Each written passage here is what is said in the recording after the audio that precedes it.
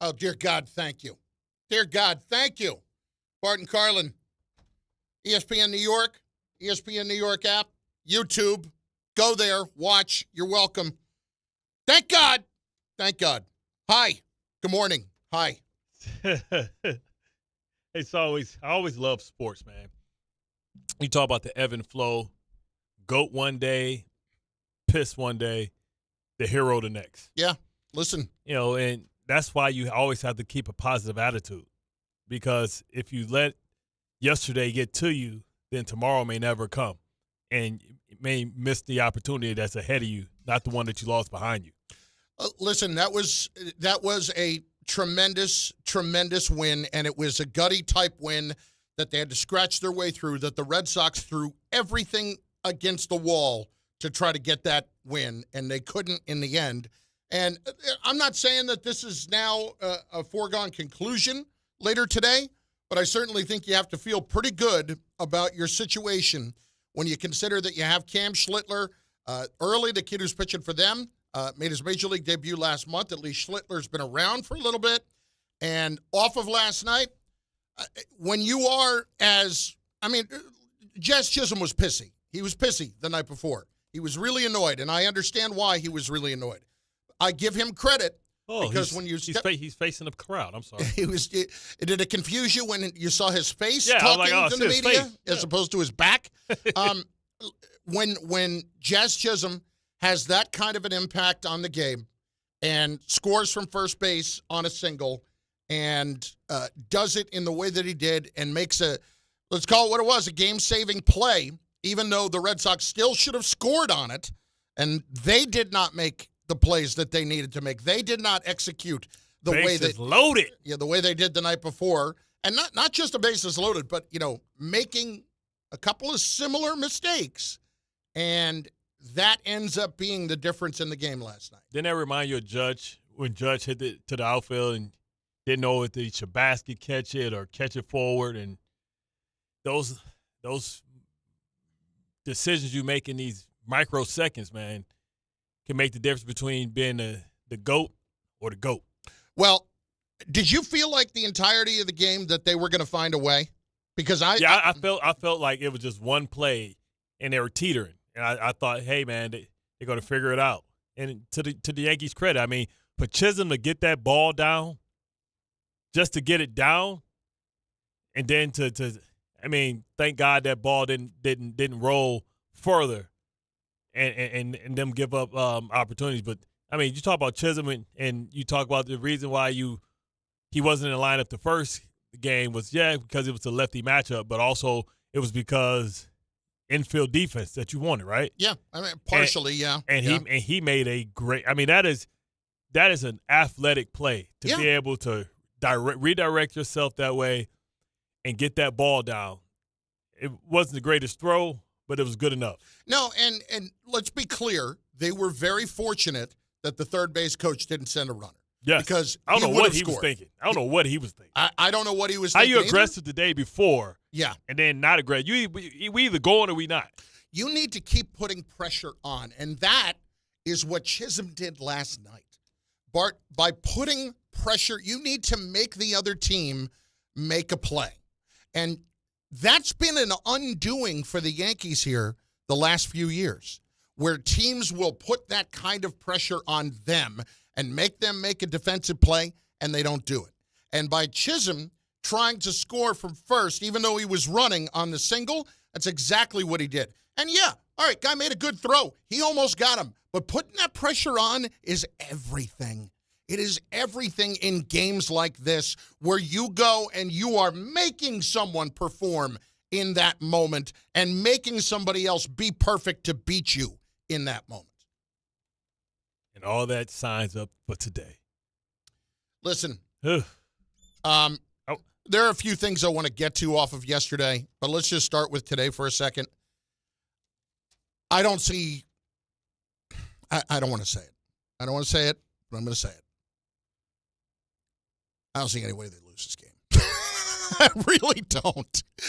I don't know. Bobaka, lock it up. It's not even that. It's just when you have something like that go down the way it did last night, And it was so clear from every which way, from the way that Cora was handling the pitching staff early to everything he was trying to do to win that game.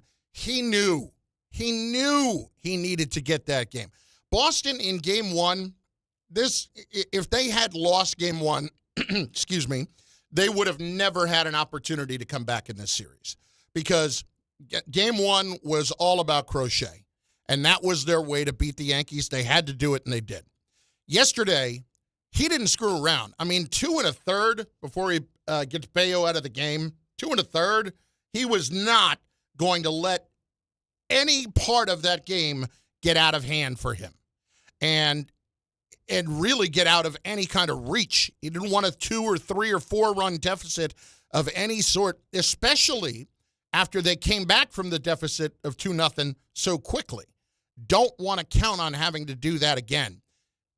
Alex Cora knew he needed that game yesterday. Knew it. And I think the Yankees now find themselves in a much more advantageous situation. Now, could Schlittler get hit today? Of course he could. But I would look at this game and be massively disappointed if the Yankees lost it. Massively disappointed. See, but now the pressure's back on them, right? Because everybody expects the Yankees to win. But like you said, momentum in baseball is only as good as your next day pitcher. And to your point, Cora did empty the tank. Who was the guy? Was it Hicks that he had out there 42 pitches that definitely won't be available today? Was that Matz? Yeah, Matz. It's Steven Matz, the former Met. Yeah. Matz was trying every bit he could, but he lost the handle,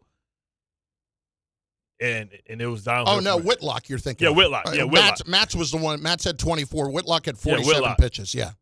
So to your point, Cora knew that he had to get him, and it was opportunities. And to the Yankees' credit, they held him off. I mean, bases loaded. To be able to hold him off in that situation, it comes down to 1 or 2 moments in the game, and game one, all those moments went to the Red Sox. Yesterday, they all went to the Yankees. The Yankees need to play this game today like they played the game yesterday. Continually putting on pressure. Continually. And now the same thing make you laugh, make you cry now. I know, but I still would look at what happened yesterday, and I can make the case that they didn't put enough pressure on them. Because when they did, the Red Sox were still in a pretty good situation to get them out and to get out of the inning. But ultimately, you have to be perfect in those spots. And I want to make them have to make as many plays. I want to do to everybody else, Bart, what people have been trying to do to me for the last year and a half. Make them go out and make every play. Don't let their scouting report of us and let us be too overly concerned about our defense and having to be perfect. No, you go out there and you did it. Red Sox did it in game one. And what happens? They end up winning that game. This is one where the Yankees cannot screw around with any of that.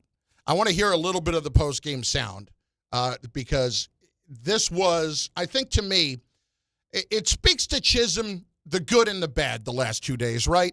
Not just the attitude part of it, but also the kind of player that he can be. Here is Aaron Boone on Chisholm. He loves to play, and he feels a responsibility to us as teammates, and he and I have always been good. Like, despite what you may think happened yesterday, he's a gamer, and he likes this stage. Here is Chisholm on him and Boone. There was never a problem between me and Aaron Boone. He's been my manager all year, and I've stood behind him all year. So we always have disagreements. I mean, I played third base this year, and we had a little bit of a disagreement in that. But at the end of the day, I always stand with Booney because he always understands where I come from. He knows I'm a passionate player.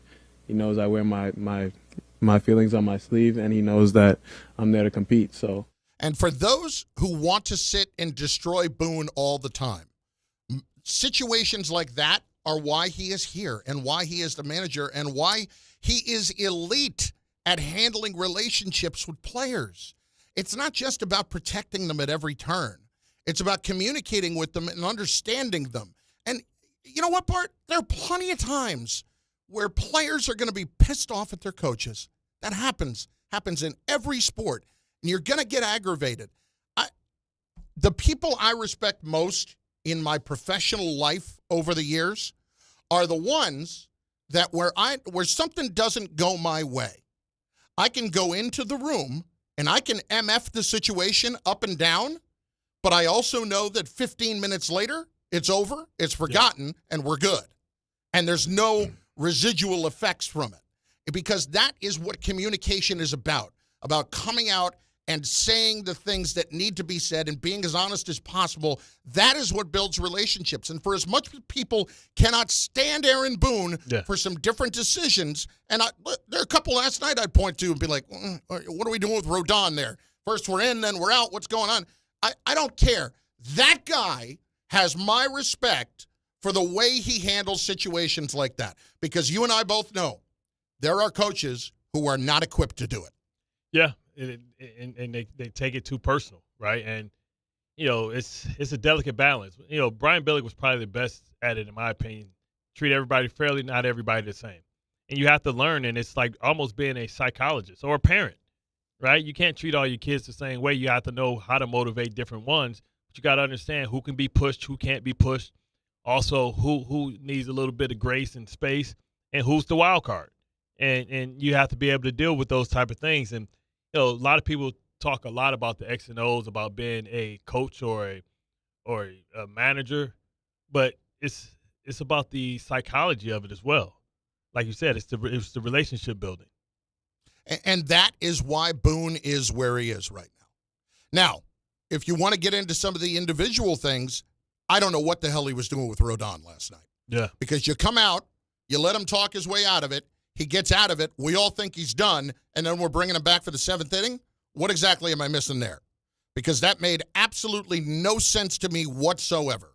I thought Rodon, in that situation, frankly, I thought Boone was a little generous in letting him stay out there. I thought he was almost toast.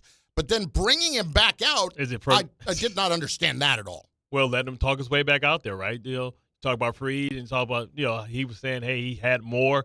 So and that's sometimes listening to the crowd. And it affects us all. He heard it. Yep. And as a player, he maybe even internalized, like, you know what? I'm a player. I would have wanted to be able to have that opportunity. This is what I'm built like. And he gave Rodon that opportunity. They could have came back to hunt him. But there are times where you also have to cut your losses and understand what happened. When you were that close to potentially getting him out in the sixth inning and you let him get his way out of it, all right, we're good. That's it. Yeah. Let's start clean the rest of the way. And we didn't. And what do you know? Bases are loaded before you can blink. And if that would have happened, all the people that talked the stuff yesterday about, hey, he should have gave Max more opportunity, would have in turn said, well, you got to know Rodon's a different type of player. Anybody that was screaming. Max was dealing. Yeah, and that's the one thing. Today, I don't want to hear from anybody about Boone with that because he went and did what you wanted him to do last night and left him in, and what happened? So, don't start. Don't start. He got out of the inning, and then he left him in too long. Everybody will find problems with Boone. Everybody will find problems with Boone. But the fact that he left him in as long as he did, that was pretty remarkable. That was pretty remarkable. And I was surprised that he did it. But you know what? Ultimately, Cruz did a heck of a job to get out of it. Hey, you talk about the emotion. Oh, that was some Edwin Diaz type stuff right there. Oh my God, that was beyond Edwin Diaz. I thought I was watching a promo for wrestling. I didn't know he was going to go back in the dugout at one point. He's just screaming at the sky, pointing to the sky, pointing out there, fist pumping all over the place. All I hear is, I am a real American. I tell you, it scared the hell out of us. The ball was hit pretty damn hard. Yeah, man. What a day. What a day for Yankee fans. Tom somewhere smiling. He was at the game. Tom got to go to the game, yeah. Yeah. Tom got to go to the game. I was hoping they were going to show him on TV. They showed another guy who kind of looked like him, who was a little bit dorky, but you know. See if they last long enough, they can show Tom go toot toot toot toot toot toot toot toot toot toot. All right, want to hear from you. Load them up. Lines are open, 800-919-3776. The Yankees live to play another day. What you took out of last night, what you're expecting later on today. The lines are all there for you. I want to hear a couple of other things. I want to touch on a couple of other things, and I'll also hear some other sound, but get your calls in right now. First of all, here's Jaron Duran on the Judge pop-up that he dropped. I was just playing pretty deep on Judge, and as I was coming in, I thought it was hit a little harder than it was, and then I kind of gained more ground than I thought. I didn't really have to go into a full dive there, and kind of just pushed the ball on myself a little more and kind of got really up on me, but it's on me. Again, one of those things where the Yankees were exceptionally fortunate in the moment, but they were fortunate and they were able to take advantage of it because that ball should have been caught. That looks like Judge last year against the Dodgers. Unbelievable. Same type of catch. It's that in between. Do you basket catch it or do you catch it like that? And people don't realize tremendous wrist flexibility. It's just unnatural sometimes if you don't have that flexibility to turn it under. It can happen. You know what I mean? Yeah. So, well, that was one of those situations where Judge was exceptionally fortunate, and as the kid came in to try to make the catch, there's no way that ball should have been dropped. Yeah. And I think Eduardo Perez, who, by the way, Eduardo Perez is going to join us at 11. I think he said it should be caught 99.9 times out of 100, and he wasn't wrong. And you can say the same thing about Judge last year. Yep, absolutely. Ben Rice, people that are screaming and yelling, see, I told you. Ben Rice was in the game last night because he should have been in the game. Like, one night does not have anything to do with another night. And Ben Rice's numbers certainly dictated him playing more. I know what everybody's going to complain about, but he comes out in the first inning and hits a 2-run bomb and was also very fortunate later on when the ball got away from him on the throw, that the throw from Chisholm, that, the third base coach did not send him, because that's the other part of it. It's make them make the play. And if you make Ben Rice make the play, we might be sitting here and talking today about Ben Rice in Lucas Duda terms. I'm throwing the ball away. That could have very easily happened. So the opportunity that he got, he took advantage of, but again, fortunate in the moment that they weren't able to do it. And then there's Jazz's defensive play. Here, I want to hear a little bit from Chisholm on getting over the Game 1 loss and his performance in that Game 2. Here he is on how he got over the Game 1 loss. Played MLB The Show, and I mercy ruled someone. What? That's how I get my stress off. Played MLB The Show, and I mercy ruled someone. I played MLB The Show, and I mercy ruled someone. Oh, okay. Played MLB The Show, and I mercy ruled someone. That's how I get my stress off. Which team did you play with last night in MLB The Show? And what was the score? It's called the New York Aliens. It's my own personal made team. It got me, Ken Griffey Jr. on it. Jimmy Rollins. It's kind of a cheat code, but we're playing online, having fun. But he's playing a 10-year-old. It's a lot of fun. The score was 12-1. You like that? You like that? Burying some 10-year-old who should be in bed already, and he's staying up and doesn't realize he's playing against Jazz Chisholm. Obviously, it was a big night for him in that moment. All right, leave my phone on. What a terrible job by me. Nah, man, don't worry about it. Spam people. That's exactly what it is. But the other thing is the Fernando Cruz moment, and this is Cruz on having that moment in the playoffs. This is something that I've been dreaming, that I've been imagining since I was a little kid. So little kids, imagine since you're able to accomplish. This is something that I dream about, and the emotion is going to come out. I'm an emotional guy. I'm passionate about what I do, and I love what I do. I love doing it for my guys, and it's time to make that notable. Look, when you win and when you advance, you need these kind of performances from all over the place. And you need them from the places that you're not even necessarily going to be talking about before the game. And that's what Cruz gave you. He gave you a scare, but he also delivered when you needed it the most. And ultimately, all your job is to get that out. And in that moment, Cruz did what he did. And listen, say what you want. There will be the fun police who will say it was, way too over the top. I don't care, man. This is a whole nother game now than it used to be. That dude was awesome last night. To see him get as pumped up as he did after he got some of the outs that he did, he deserved to do whatever he wanted right there. I had no problem with it whatsoever. That was fun. And more than anything, that was a fun baseball game. Yeah, the electricity there, the tension. I know it's a 3-4 game. I'll say this. It was the first time, minus a little bit of the heat, that it felt like a Yankee Red Sox game. Yeah. It's the first time in quite some time that it felt like that. I mean, you had the emotional cruise. You had the home field advantage was clearly an advantage. You could feel the energy. There were a lot of Red Sox fans there, though. I will say that. I tell you, there's a lot of Red Sox cheering at one point. How they getting those ticket sales? They're hitting that secondary market. The Yankees apparently were doing everything they could to prevent from people in Massachusetts and in Connecticut up to buy tickets. Well, with the robocalls and all that stuff, it's always ways around that, man. Listen, this was if you lose now, dear God, it's going to suck. Yes. Dear God, it's going to suck. Yes. So I just want to hear from the Yankee fans right now at 800-919-3776, 800-919-ESPN. We will also take your comments that pop up, of course, from the YouTube chance for you to see, be part of the show. And as I'm just turning that on to get some of the comments, you, of course, hear what I said about 10 seconds ago. A couple of the guys chiming in. Jez cussing out some kid online 2 nights ago. If that's what got it done, that's what matters. Other ones, heads up run from first to home on that single. That was beyond heads up. Yeah, I thought that elephant was on his back, too, when he had the last straightaway from third to first. Mm-hmm. He took a wide turn, third to home. Yeah. He took a wide turn, bro. Yes, he did. He did not. It was not the most efficient route. Like a deuce and a quarter. I was like, man, what you got old Seville, Cadillac Seville? It felt like it. I thought the hubcaps were going to come off.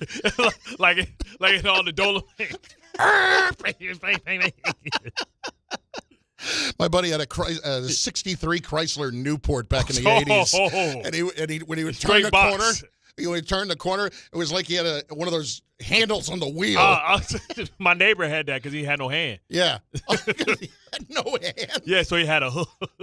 He had a hook. Yeah, and he was driving the car. He had no foot too. Like he was an Army vet. Well, thank you for your service. Yeah, so what's his name, Mr. Lampley? I'm about to call my mom, man. Like, this dude fixed everything. He had a component where he could put a hammer on his arm. It was all kind of. He was like Cyborg. Let's go. Let's get you involved at 800-919-3776. If you were in the ballpark, what was the juice like last night? What are your expectations today?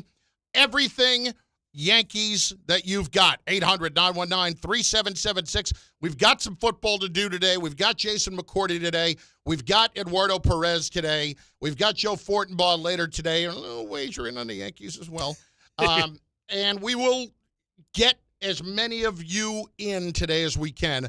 Now, the one bad thing that comes out of last night, the fact that the Dodgers win and wrap it up, the game tonight now at 8 o'clock. Ugh. Not 6 o'clock. That 6 o'clock start was nice. Ugh. Yes, it was, man. That was hitting the spot. It's like, 9:30, 10 o'clock. 800-919-3776. Bart and Carlin, we are just getting started on ESPN New York and the ESPN New York app. The Association on Aging in New York is celebrating the 60th anniversary of the Older Americans Act, which funds vital programs for millions of older adults. Services include meals, transportation, home care, Medicare counseling, case management, and caregiver support. Today, people are uncertain whether some programs remain available. We can help. To learn more about these essential programs and how to keep them, visit our website at agingny.org. Sponsored by the Association on Aging in New York. On Long Island, we've got backups at Uniondale, northbound Meadowbrook Parkway with a crash. 3 vehicles involved, 2 right lanes at Hempstead Turnpike. And on the Jackie Robinson Parkway westbound, broken out car, right lane by Kew Gardens and Metropolitan Avenue westbound Jackie Robinson. In the Bronx, still that building collapse, that partial building collapse on Alexander Avenue. That will remain closed until further notice between 135th and 138th Streets. Path has delays all in and out of Hoboken on the World Trade and 33rd Street lines because of signal issues. I'm Bob Williams on 880 ESPN New York. Getting the right mattress helps you sleep at night. Getting the right price helps you sleep even better. At PC Richard & Son, they don't just sell you a mattress. Their experts use a 4-step fitting process to make sure your new bed fits you perfectly. The right fit, the right price, plus free delivery. It's what they do, only at PC Richard & Son. Free delivery on mattresses $199 and up. Excludes Manhattan. See stores for details. Did you know women account for 2/3 of all Americans living with Alzheimer's and 2/3 of all Alzheimer's family caregivers? Join the Alzheimer's Foundation of America at its Women Empowerment Forum on November 5th in Amityville to learn practical ways women can reduce their risk for Alzheimer's and enhance quality of life for themselves and their loved ones living with Alzheimer's. For more information or to register, visit alzfdn.org or call 866-232-8484. If you have ever thought about remodeling your bathroom but were worried it would take too long or cost too much, then stop worrying. Right now, Jacuzzi Bath Remodel has designed a collection of high-quality custom products and perfected the one-day remodeling experience so you can enjoy your new bathroom faster than ever before. It's a worry-free bath remodel from the most trusted brand name in the business, Jacuzzi. A jacuzzi bath system fits in your existing tub space. It's a no-mess installation with an amazing style selection, factory-certified installers, and a limited lifetime warranty. Call 800-717-4599. That's 800-717-4599 right now and get 50% off installations with no interest and no payments for 12 months. Replace that old bathtub today with a walk-in shower for a safer bathing experience. If you have lived in your home for over 15 years, it's time to remodel your bathroom. For a virtual or in-home appointment, call 800-717-4599. That's 800-717-4599. 800-717-4599. D'Agostino & Associates is a legacy firm, and I'm proud to be a part of that legacy. I'm Jenna D'Agostino, and like my father, I fight to get justice for the injured. The hustle and grit of these streets shaped me. I'm John D'Agostino, and from the concrete to the courtroom, I built this injury firm 35 years ago to get accident victims justice. So call my team first, 1-800-BITE-BACK. That's 1-800-248-3222. You want justice? Think Jenna D'Agostino. Think D'Agostino & Associates. Justice isn't just a word. For us, it's a way of life. It's having compassion for your struggle and getting you paid for your pain. Now that's justice. D'Agostino & Associates means being there for the injured. Seriously injured? Call my team first at 1-800-BITE-BACK. That's 1-800-248-3222. D'Agostino & Associates has offices throughout New York and New Jersey and will come to you. I've been there, and I'll be there for you. D'Agostino Law Bite Back. There's nothing the voice in our head obsesses over like our health. But with over 100 lab tests and insights, Function can help answer the questions like, why am I so tired all the time? How can I get better sleep? My friend was telling me about magnesium gummies she takes. How do I even know if my heart is work stress affected? It's time to up my cardio. If my mom has something, how would I find out? It's time to get some blood work done. A Function membership gives you a comprehensive health check with results tracked over time. Find out what you're made of at functionhealth.com. Your fantasy roster is set. The smack talk is heating up, and this season, ESPN Bet is giving you more ways to ride with your squad. Introducing the ESPN Bet Fan Center, where you can instantly link and bet on your fantasy teams right in the ESPN Bet app. An enhanced sports betting experience only from ESPN Bet, the sports book for sports fans. Make the connection today with ESPN Bet Fan Center and the ESPN Fantasy app. ESPN Bet Sportsbook. Download the app today. Must be 21 plus. Gambling problem? Call 1-800-GAMBLER. Terms and conditions apply. See app for details. Progressive knows there's so many great things about being a sports fan. Like scoring the company box seats. How great is that? Trick plays that actually work. Prevent defense when your team is winning by a lot. And even more preventative prevent defense as they're hanging on by a thread. And of course, saving money when you bundle your home and auto with Progressive. That's pretty great. Just like trick plays that actually work. Yeah, but how often does that happen? Complaining about sports, not so great. Progressive Casualty Insurance Company affiliates and other insurers. Not available in all states or situations.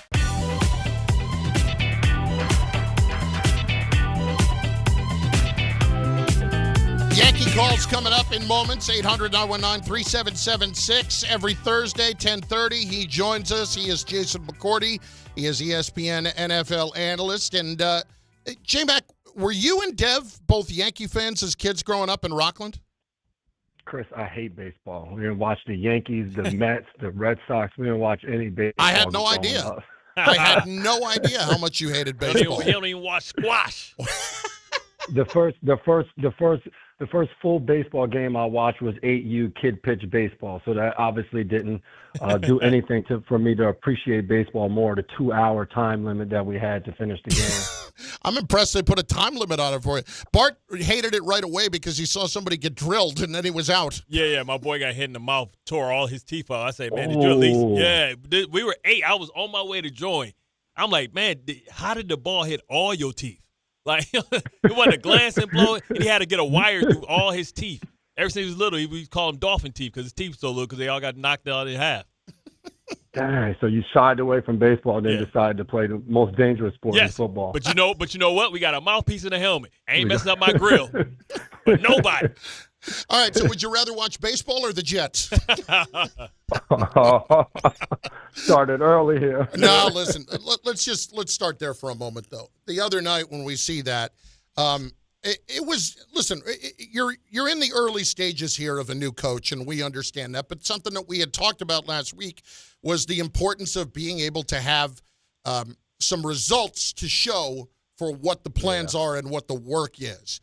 When you see a game like that from the Jets, what is the most troubling aspect of it? For me, it's every time we hear Aaron Glenn talk, he says all the things we want and we anticipate in a really good head coach. He's talked about the penalties. He's talked about just kind of not shooting yourself in the foot. And Breece Hall made reference to shooting yourself in the foot and took it somewhere else. But then when you turn the film on and you watch these guys and you're seeing the penalties, you're seeing the fumbles, I think the most concerning thing is that you're not seeing the progress from the players from a week-to-week standpoint to correct the mistakes that are happening to the prior weeks. And I think that's the most damning thing because, and Bart, you know this, playing the game, coaches can tell you one thing. You can rep the heck out of it. You can bring officials in and work on penalties all week long. And then when the lights turn on and it's Monday night or a Sunday, guys have to actually execute what they're being taught in practice. Yeah, that's what I'm trying to figure out. Would you almost rather them maybe temper down the aggression or, because a lot of times you're holding and, procedural issues, that's just being dumb and not being locked into the snap count.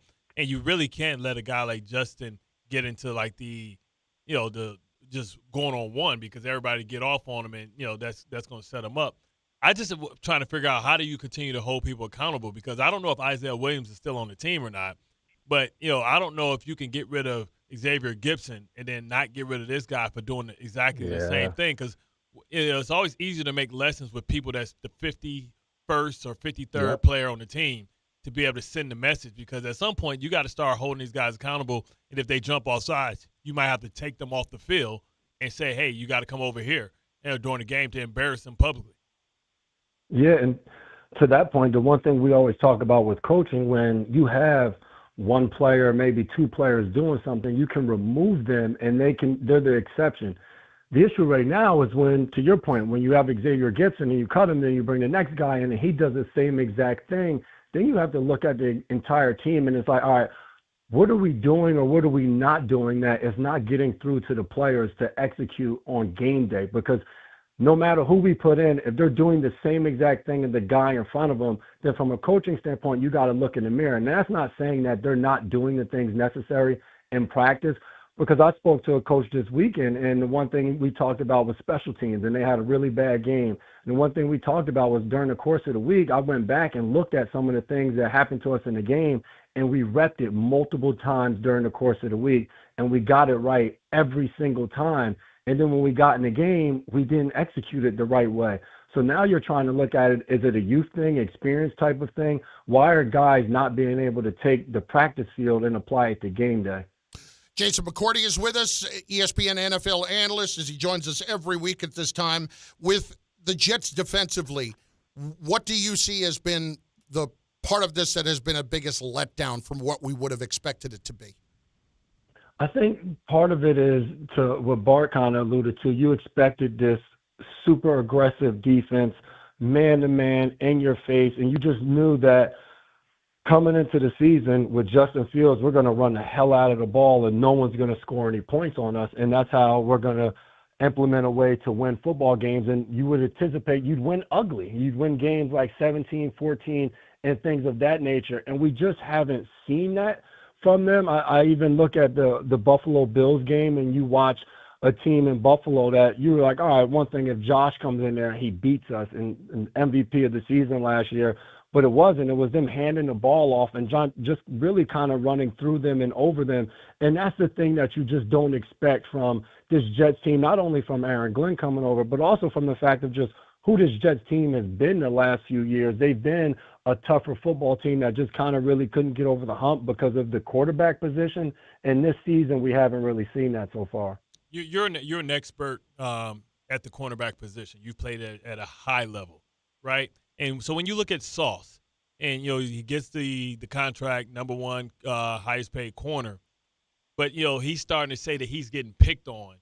And when you look at the film and you look at Waller and you expect, because I'm just so used to playing with corners like Revis, like Chris McAllister that always made the play. And it just seems like Sauce is on the wrong side of the play, whether it's in Jigba and Buka, catching the ball on him, Mike Evans getting work on him.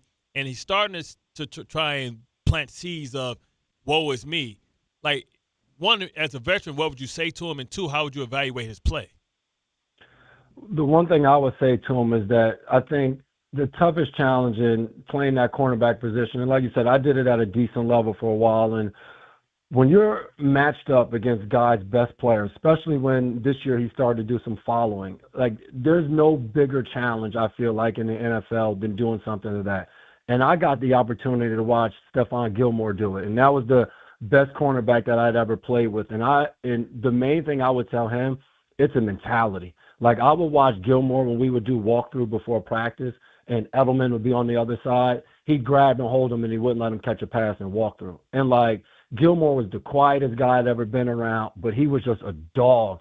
And his everything was that no one is going to catch a pass on me when I'm matched up on a guy one-on-one. So much to the point where we're playing Devontae Adams when he's with the Green Bay Packers, and you know the Belichick mindset, we're going to double team and take away your best player. Whenever we would double team Devontae Adams, Gilmore would look at me in the huddle and be like, you got him. I don't want the double team. I'll go guard somebody else around one-on-one, and you and your brother can go double team him. So that would be my main thing for Sauce, because when you watch him, it's, to your point, it's not always going to be perfect. Guys are going to make a play on you every now and then when you're in position. But when you want that tag of, I want to be the best corner in the league, I want to be the shutdown corner, it's all about finishing at the point of attack. There's one thing, I think that's what separated. I looked at my career and you looked at some of the guys at the top tier. I was always in position, but I didn't always make the play. And that's why I wasn't paid like the guys that were able to do that. And Sauce has that capability. But it's another thing week in and week out, play in and play out, to go execute and have that mindset. Like, if I'm guarding the best player, then that means I'm seeing 15 targets a game, and I have to be great on 15 targets. Jason McCourty is with us, ESPN NFL analyst. What did you like about Jackson Dart? Man, the one thing about, and we talked about it last week, when you insert a rookie quarterback and you insert a guy like him, that the swag, the moxie, everything that he brings along with him, the energy in the stadium, the energy on the sideline, it makes a difference. Like, when you watched him, and it wasn't that he had this tremendous game. One was the 111 yards. He was able to run the ball a little bit. It wasn't, Dable didn't ask him to do anything outside of what you want your rookie quarterback to do. Protect the game, protect the football, and make the necessary plays. A third down conversion to Theo Johnson in the fourth quarter to take time off the clock. Those type of plays. So I was very impressed. The game didn't look too big for him. Never did he seem overwhelmed or anything of that nature. I mean, he was swagged out. I don't know what the dance he hit was. I forgot what it's called. But, he hit it. He hit it kind of flawlessly. And I just tell you, like, what the swag was. Really starting fast. I look at Scatterbull, and when I look at Scatterbull and I look at Dart, I see like guys that created juice, not just for the offense, but for the defense. And it was the juice that they presented to the offense and the defense that made the defense play on a high level, get the 3 and out. McConkley not catching that first third down I thought was key because it allowed them to get the ball. And, I think it inspired guys like Carter. Carter became the defensive player of the week, rookie defensive player of the week, I believe. And he didn't even really get a lot of sacks. It was just his pressure was constant. And so I think it was the juice that they presented. Now, going forward, how do you think that plays out, and how do you put back-to-back performance? Because we would believe that we would get more from Dart this week against a lesser opponent, but it also can show itself, in my opinion, as a trap game in a wild, ruckus environment that New Orleans can be. Yeah, and I think even beyond the trap game aspect of it is the challenge for the Chargers a week ago was when you go into that game, all right, you know that Jackson Dart is going to start, but you have no idea what Brian Dable and Mike Kafka are going to present to you as an offense. So you think about in the first few plays of that game where Dart's in the backfield, Scatterboo's lined up next to him, the tight end's lined up in front of him. Like, that's a different type of set that you're not really accustomed to seeing. So lastly, for the Chargers, and Jeff, you mentioned the defensive coordinator, you're going back, you're watching Ole Miss film, you're trying to figure out what were the things that Jackson Dart did really good in college, what can they maybe implement now in the league with him. For the New Orleans Saints now this week, Brandon Staley, their coordinator, you now have a full game's worth to see exactly what was Brian Dable's approach with Jackson Dart and how they want to deploy him. So I think the challenge is now, the longer he plays, is now you have a better idea of what they're trying to attack you with, which enables you to an opportunity to put a better game plan together. Because to your point, they started off that game, and not only did Jackson Dart do a good job running, but so did Scatterboo because of the threat of Dart running and how the linebackers have to respect it. I think the New Orleans Saints will come better prepared on Sunday, being able to watch a game's worth of what they were able to do.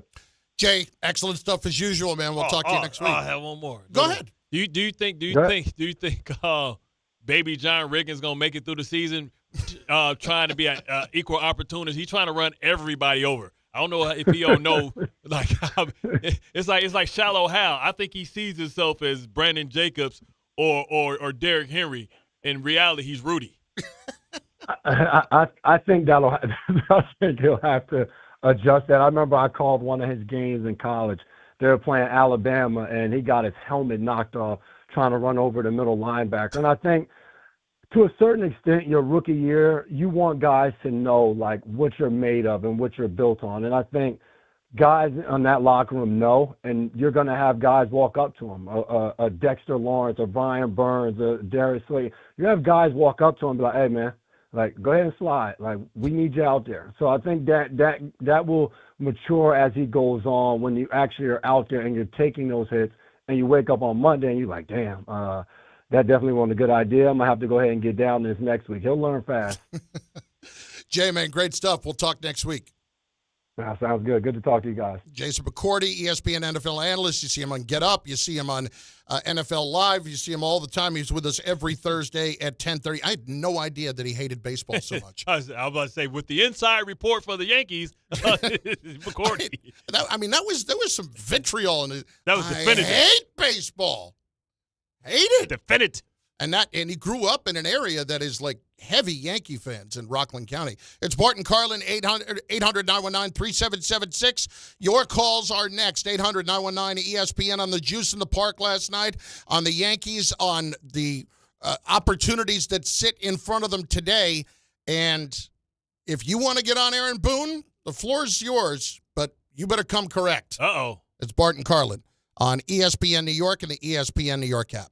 Listen up, New York. It's football season, and you should be out there enjoying every play, every tailgate, every moment. But if you're dealing with neck pain, back pain, joint pain, or sciatica, even getting off the couch can feel like a challenge. That's where Dr. J. Shaw at Sandwell Pain comes in. He's one of New Jersey's top pain specialists, Ivy League trained, double board certified, and dedicated to getting you back in the game. Here's the difference. No surgery, no scars, no long recovery, no pain medication. Just precise, non-surgical, image-guided procedures that get real results. Dr. Shaw treats everything from neck pain, back pain, migraines, nerve pain, and chronic joint pain. And he builds a custom game plan that's right for you. Same-day or next-day appointments are available with offices in Woodbridge, Livingston, and Inglewood. And yes, most major insurances are accepted. So don't let pain keep you on the sidelines this season. Go to SamwellPain.com to call, text, or book online. Relief is closer than you think, and it starts today. Ballybet Sportsbook. Yo, Ballybet stacked for football season. When it comes to sportsbook apps, it's undefeated. Ballybet. Check out that brand new parlay zone. Here's the kickoff. Build your bets and place them right on your phone. What? Live bets, daily boosts, and promos. Increase your odds so you can win more dough. Touchdown! Ballybet's the play. Make game day more fun and download it today. Must be 21 plus, New York only. Gambling problem? Call 1-877-8-HOPE-NY. Ballybet Sportsbook and Casino. Download it. At City Harvest, we believe no New Yorker has to go hungry. With your help, we're on the road 365 days a year, rescuing over 77 million pounds of nutritious food and delivering it free to millions of New Yorkers, transforming surplus food into sustenance, sustainability, and smiles, rallying thousands of New Yorkers to power a network of nourishment across our city. One day, one meal, and one New Yorker at a time. That's how we feed good. Donate at cityharvest.org. At Uline, the prevailing opinion is, if you don't live it, you don't believe it.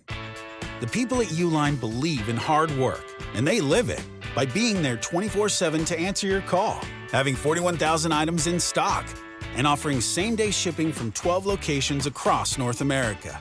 Business owners, sellers, buyers, shippers, and packers believe it. Uline is the hard-working, dependable source for your shipping and industrial supplies. Visit uline.com. The holiday season is here, and businesses are hiring for all kinds of seasonal roles. From haunted corn maze staff to real bearded Santas, skilled, experienced workers are in high demand and hard to find. Whether you're hiring for one of these roles or any other role, the best way to find the perfect match for your role is on ZipRecruiter. ZipRecruiter's matching technology works fast to find top talent. No wonder it's the #1 rated hiring site based on G2. Try it free at ZipRecruiter.com/sports. That's ZipRecruiter.com/sports. Tire care shouldn't come with extra costs or surprise fees, and it should be simple, straightforward, and stress-free. So at Midas, they're rolling out the limited lifetime tire guarantee. Included with every tire purchase with paid installation, you'll pay nothing for flat repairs, nada for flat replacements, zilch for tire rotations every 5,000 miles, and zero for other preventative maintenance. So with this limited lifetime tire guarantee, you'll pay a whole lot of nothing compared to what the other guys charge for tire care. That's a limited lifetime tire guarantee only at Midas.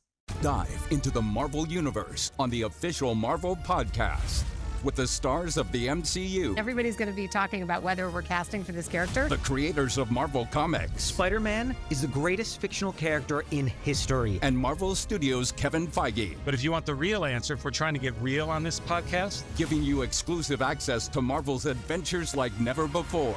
The official Marvel Podcast. New episodes every Wednesday wherever you listen to podcasts. Now that I'm a dad, I can't stop thinking about what would happen to my kids if something happened to me, like losing the house or not affording college. Yeah, that used to keep me up at night too. It's why I finally got life insurance from Ethos. It's 100% online. No medical exams, just a few health questions. I got $2 million in coverage for around $2 a day. I never realized it was that simple. Get your free quote at ethos.com/game. That's ethos.com/game. Rates may vary. Bill monthly. Sample rate 10-year term life policy for a 35-year-old healthy non-smoking male. In the city that never sleeps and never stops talking sports, ESPN New York is always on. Now you can live and breathe everything New York sports wherever you are. On your radio dial, on the ESPN New York app, and streaming live on YouTube. However you watch or listen, ESPN New York is always on for you.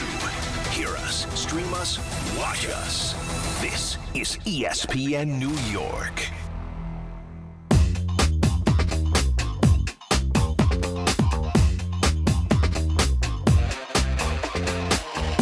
Let's roll. 800-919-3776. Let's start with Billy. He's in the truck. Billy, what's up, baby? Yo, what's going on? I'm pumped, man. I am pumped. Bart, I had to put the cheese on my taco last night. I took all the football profits. I said, I'm going down with the ship or I'm riding it out. I put all the cheese on the taco. Just like James Bond, I'm all in. All in. Now, all in. It was absolute. 500, I think it was. But we're rolling. We're rolling into week 5 strong. All right. Well, you're going to put it all on the Yankees today? Right. That's what I was going to say. That's what I was saying. Like, how long you ride this train? Now, here's the play for today, I think. If this game wasn't at 8 o'clock, I'd be on Ticketmaster right now, going back there. It was that much fun last night, and I'm not coming back that late again. But I think whatever that ticket's going to be, I think I'll sprinkle that on a little parlay. But bottom of the first inning, I had 2 Red Sox fans sitting right next to me, and I was catching shrapnel, friendly fire. It's soaked in beer. It was. Wait, what do you mean friendly fire and beer? Right. How is that friendly fire? Like little droplets here and there, or are they full on like no. half dumping it? Oh, there were cans. I never seen this. It's special operations. Or I think it was special operations came. People getting kicked out in the first inning. It was they were not. But here's the thing: time. The Yankee fans, the Yankees on Ticketmaster or whatever they were doing everything they could to keep the tickets out of the hands of the Red Sox fans. So if you do anything wrong, they are getting you out of there quick. That was a good amount of them. Yeah. How many people did you see get tossed? There was a decent amount. There were enough. A lot of chirpiness in the stands. Was it all Red Sox fans who got tossed? Actually, I think I was paying attention to the game, but I think it was the Yankee fans that were throwing the beer at them. Oh, I think they ended up getting. That's not surprising. They got absolutely soaked in the bottom of the first inning. Wow! But just outstanding plays by Jazz, great pitching, great defense, and I think tonight the bats are flying. I might even take the run line tonight. Give me the -1.5. Look at you. And as I'm looking at it right now, -1.5 is +136. So you get a little positive juice. Give it to me. Give me a little juice on that. Yeah, I'd be careful. If you're going to play it, just play it straight. And the other reason I say that is because these games are all so freaking close. One or two moments, so close. Like I said, it's either somebody's going to be the hero or somebody's going to be the GOAT. I thought he was saying that he was catching it from Red Sox fans who were accidentally dumping it on him. No, it was Yankee fans throwing it at the Red Sox fans in front of him, and he's getting hit by friendly fire. Like, yo, I'm a friendly. I'll tell you, there's a lot more going on in the stands these days. A lot more. A lot of people are a lot more emboldened, man. Like, yeah. Like, it's just a society, period. Everybody wants to smoke. Yeah. Until they get the smoke, and then they figure out, maybe I didn't want the smoke after all. How about Joe and Elizabeth next on ESPN New York? Joe, what's going on, dude? How are you? Hey, good morning, Bart and Carlin. Good morning. Morning. Hey, I just have a question regarding both the Mets and the Yankees. What would be deemed the bigger failure or collapse of a season in your eyes? The Mets missing the playoffs outright after reaching the NLCS last season and paying all that money for Soto? Or the Yankees making the World Series but getting bounced in the wild card at home versus one of their fiercest rivals? Thanks for taking my call. You got it. I think I think the Mets not making the postseason is just getting a little bit overlooked right now. That's absurd. Yeah, we're going to start. We're going to forensically look at that. Yeah, in a minute. There is no reason that the Mets should have collapsed the way they did, and it was a slow and steady collapse. Drip, drip, drip, drip, drip all the way home. When you are 21 games over 500 with a $340 million payroll and you don't make the playoffs, that is an embarrassment.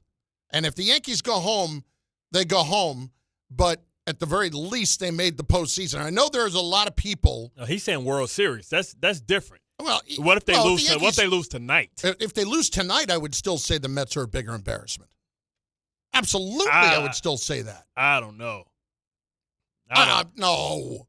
The Mets not making the playoffs? I mean, not making the playoffs and then getting bounced in the wild card, pretty close. But I think we would look at it and say, Yankees, you got the best player in baseball. Yeah. And Aaron Judge, who's at the height of his superpowers. You still have an ace. And, I would if they lose tonight, I think it's going to hurt even more. Oh, man.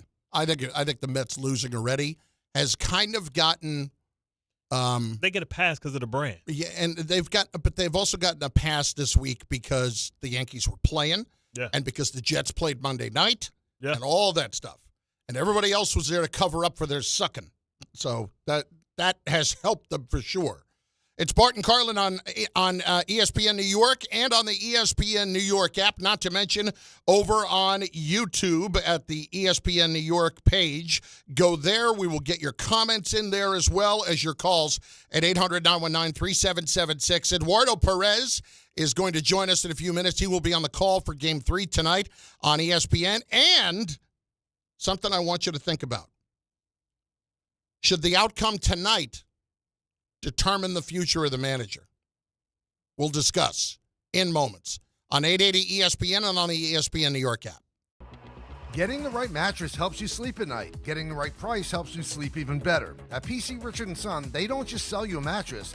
Their experts use a 4-step fitting process to make sure your new bed fits you perfectly. The right fit, the right price, plus free delivery. It's what they do, only at PC Richard & Son. Free delivery on mattresses $199 and up. Excludes Manhattan. See stores for details.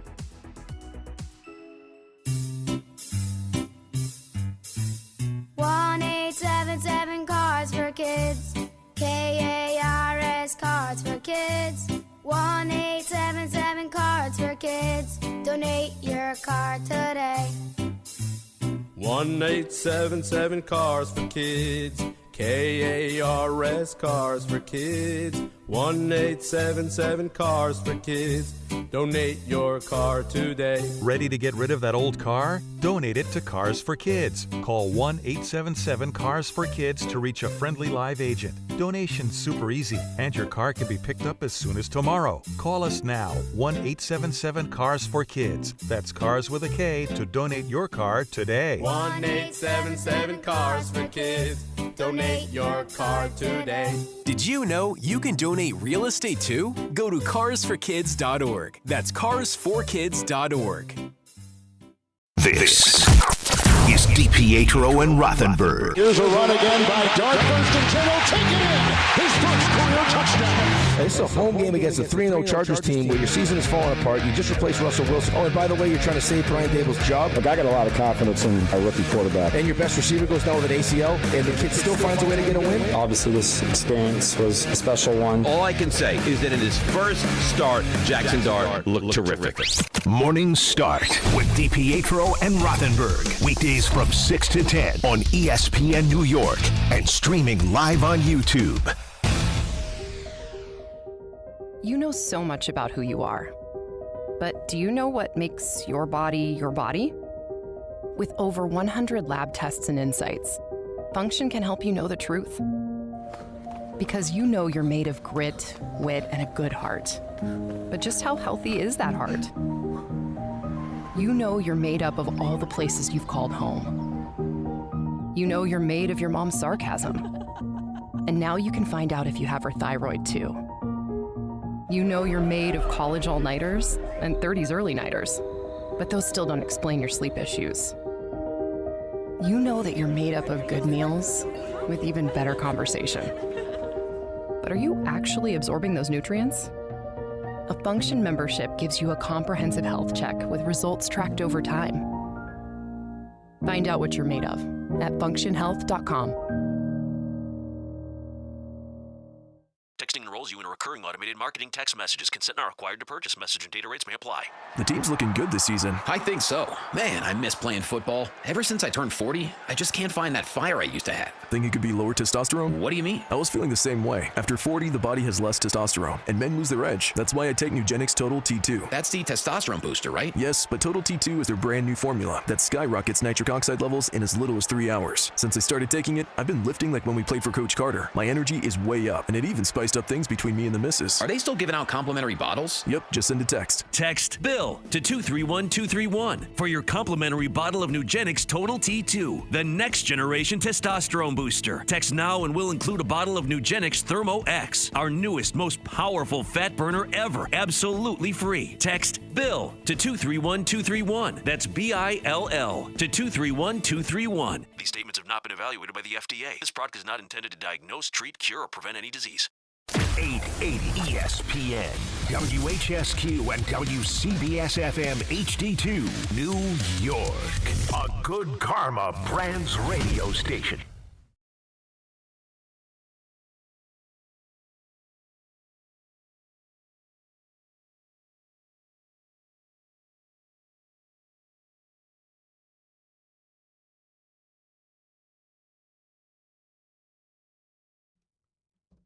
Bart and Carlin, ESPN New York, and on the ESPN New York app, also over on YouTube, where you can watch the show. You can chime in with your comments, and we will get you in as part of the show. Whatever questions you have as well with Eduardo, with whatever, we will get those in just moments when Eduardo joins us. Meanwhile, we've got Yankees and Red Sox tonight, and the thing I want to be thinking about in going into this game, and I'm very curious as to your take, should tonight be determinative of what happens with Aaron Boone?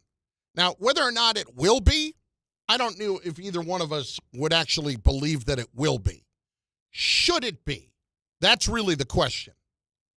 In your estimation, should this determine Aaron Boone's fate after he's been here for 8 years? I feel like at some point we got to hold somebody accountable if the team keeps coming up short.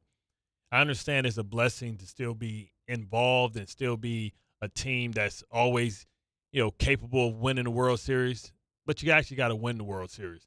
And I don't know if it's one of these things where if you make it to the World Series, at least you made it to the same place you made it last year. But in a weak division, I mean, that's what we said before the season started, that the Yankees should be far and away there. Now, of course, that's before Garrett Cole got hurt. We know that. But at some point, you got to start holding people accountable for the results. Like, this is the New York Yankees, and they have a reputation of the winningest franchise in all of North American sports. They ain't been doing no winning in a long time. And at some point, if you're not going to hold Cashman accountable, you got to hold somebody accountable and maybe get some new blood, some new energy inside of the clubhouse. My problem is I believe that they believe all of the inner workings of the organization work just fine, that everybody really lives up and does their jobs well. I think they look at Aaron Boone and they think that he communicates, he defends the players, he takes the bullets out there for us. He does what we pay him to do at what Boone would say when he was defending Volpe a few weeks ago, at an elite level. I think they do think that like he can go out there and deliver answers to questions that are not easy questions to answer at an elite level and do it without really saying a damn thing. And I think that is an incredible skill that a manager today needs above all else. And then when we sit and point at whether or not they're going to win games, I honestly believe the biggest difference in the Yankees making changes and not is if you're not going along with what we want, then we'll get rid of you. But if you're going along with what we want, you're doing everything that we want, and we are still winning enough to where it's not affecting our bottom line in the least, then why would I make a change when I don't need to? I think that's really what it boils down to. I don't think, again, we know that the bar has been changed over the years as to what's acceptable with the Yankees and what's not. And while it might be frustrating to some, this is where it is right now. And until it speaks to where the Steinbrenner mentality is. Until it actually affects the cash flow coming in, that's when there's a change. I mean, how much did the World Series last year maybe change and give him a little bit more rope? Because before it was just like, come on, man, we keep falling way short of our expectations. And maybe the World Series last year, the appearance. Now, it was a horrible showing, but they got there. Yeah. So it's hard for people to complain and say that you need to make a change, but we're talking about the difference from going from good to great. And that is a small spot to jump. Well, he will be in the booth tonight. We'll get more on that in a bit. He is Eduardo Perez. He will be with David Cohn and Carl Ravitch and Buster Olney on ESPN for Game 3. Yankees and the Red Sox tonight, 8 o'clock. Eduardo, it's Chris Carlin. It's Bart Scott here on ESPN New York. We appreciate a few minutes. How you doing? Oh, doing well. It's an honor to be with you guys. Big fans, man. Looking forward to tonight as well. How about that? Yankees, Red Sox. Why is this just a 3-game series? Right. This should be a 5-er or a 9-er. All right, well, let's talk about that for a second first. When you look back at all of those great series that used to have all of the great juice to them, has this one started to bring back some juice that maybe we've been missing in the Yankees-Red Sox for a while? This is great. 100%. Remember when it was just a 1-game wild card? And at least we have 3, and they're all at Yankee Stadium. That plays into the inner child in me. That plays into the baseball fan of me. That brings back memories of all the Yankee Red Sox games, from Bucky Dent hitting that home run off Mike Torres back in the day, or Aaron Boone hitting that home run against our late and beloved Tim Wakefield. It's baseball, but rich in history, and there's so much history with these two franchises that are known worldwide, and this is why this is the game that I love. Anything can happen. Anything can happen tonight. You got 2 rookies going out there that were probably in diapers when Aaron Boone hit that home run, but right now they're going to be the main set. They're going to be the main feature, and it's going to be a lot of fun to watch. You know, isn't it crazy how emotional this game can be, and how the ups and downs of just playing can be? And it's kind of like the same thing, make you laugh, make you cry, because Chisholm gives Boston a bit of their own medicine with the aggressive base running, but he was the GOAT the day before because of how he handled his press conference and not being in, and ultimately, with the bases loaded, not coming up. How do you kind of harness what Jazz Chisholm brings, and should a guy like Jazz always be in the lineup because of the juice that he provides and the energy that he gives to everybody else? That's an excellent question. I'll say this. I don't mind the way that Jazz handled the interview while he was looking into his clothes, into his locker as he was doing it. He was embarrassed. He was hurt. When he got traded here, he embraced the pinstripes. I think when the lights shine the brightest is when Jazz Chisholm shows up. And I know that he had not played 3 out of 4 games against Crochet. I know that Crochet, the lefties, hit 166 off him. But you know what? You're a better team with Jazz Chisholm out there because you're a better defensive team. You're a better base running team. And Jazz can run into one just like he did 6 times out of 31 home runs off left-handed pitching. That being said, the embarrassment of not being in the lineup, 1. The embarrassment of going out there to play defense while you're down 2-1 is the second one. As a manager, and Aaron knows this better than anyone, and I think he knows that he dropped the ball on this one, and this is one of the reasons why they were able to turn the page well, is he put him out there in positions to not succeed. And the worst thing you can do as a manager is to be able to not put your player in a position to succeed. That at-bat against Chapman, the weak fly ball to right field, that should have been Jazz sitting on the bench, and that at-bat should have been Ahmed Rosario's. There was no reason to take Rosario out of the game. He was there against Crochet because he mashes Crochet.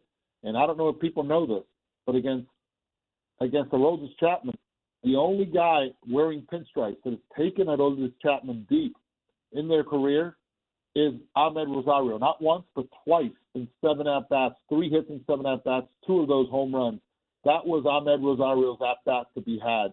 And it was never to be, and it was Jazz's.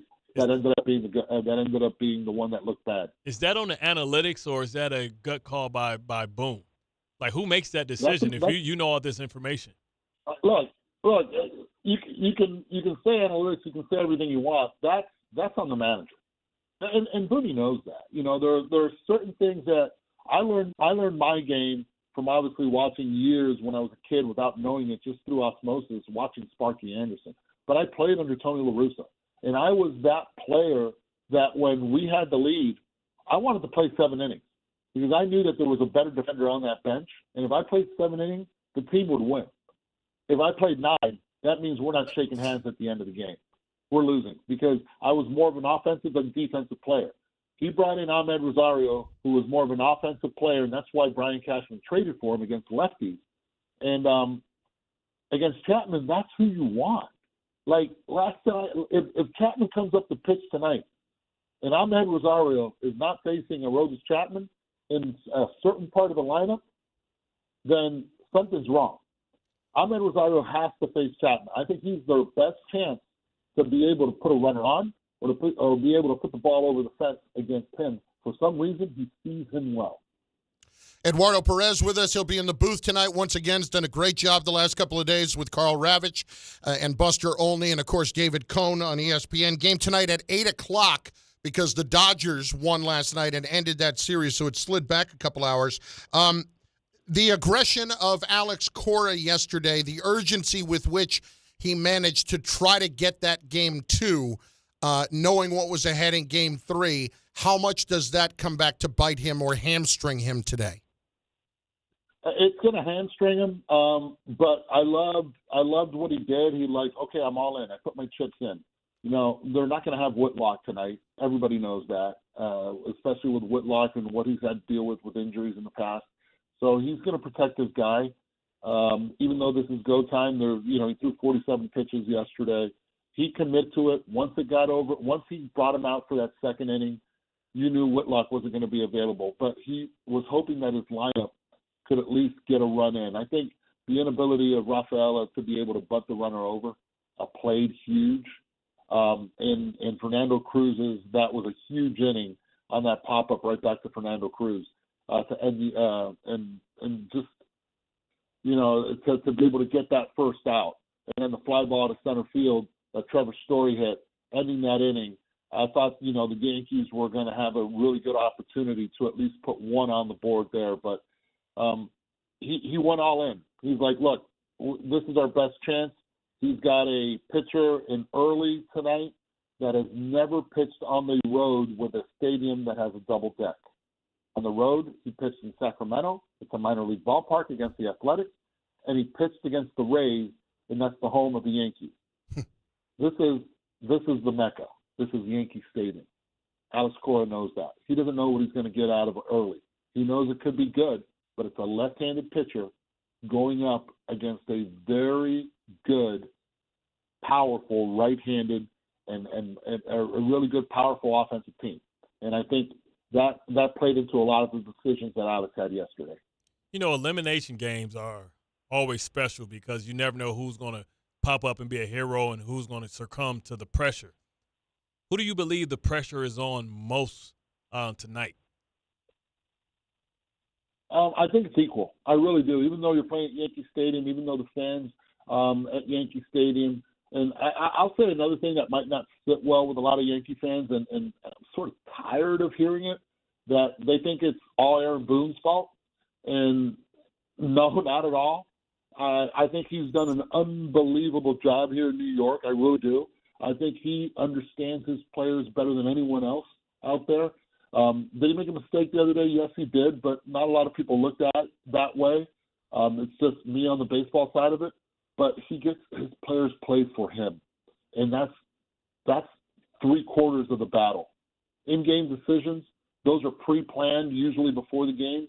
I don't see any pressure. I think the pressure is equal because both cities have experienced winning a lot, and both organizations expect to be in the World Series every year. That's why I think the pressure is equal. It's going to be a little bit tougher for the Red Sox tonight to be able to try to beat a Yankee team, and because of that, I think the Yankees have a huge advantage tonight. But It's going to come down to the entire roster, and I think Duvall has to play a huge role into the success of that bullpen tonight for the Yankees. Eduardo Perez with us. All right, I'm going to play devil's advocate for a second. I agree with you about Boone. I totally agree with you about Boone. I think he's done an amazing job here. But what you need to explain to people is what the role is of the manager today and why he is exceptional at it. Because when you know, a few minutes ago, you're talking about, well, he made the mistake with Jazz, right? And that's ultimately, okay, that's on him. But then we talk about pitching decisions. Well, that's predetermined, things like that. The manager today, what is it that makes Boone exceptional at this? I'll tell you what wasn't predetermined, and nobody talks about because it worked out, right? When he went to visit Rodon, I think half of the Yankee Nation was like, what are you going to do? You're taking him out. And they were probably calling him every name in the book. And then he walks back, and if it wouldn't have worked out in that inning, if the double play wouldn't have happened, everybody would have wanted Aaron Boone fired. And I think that was a gut decision.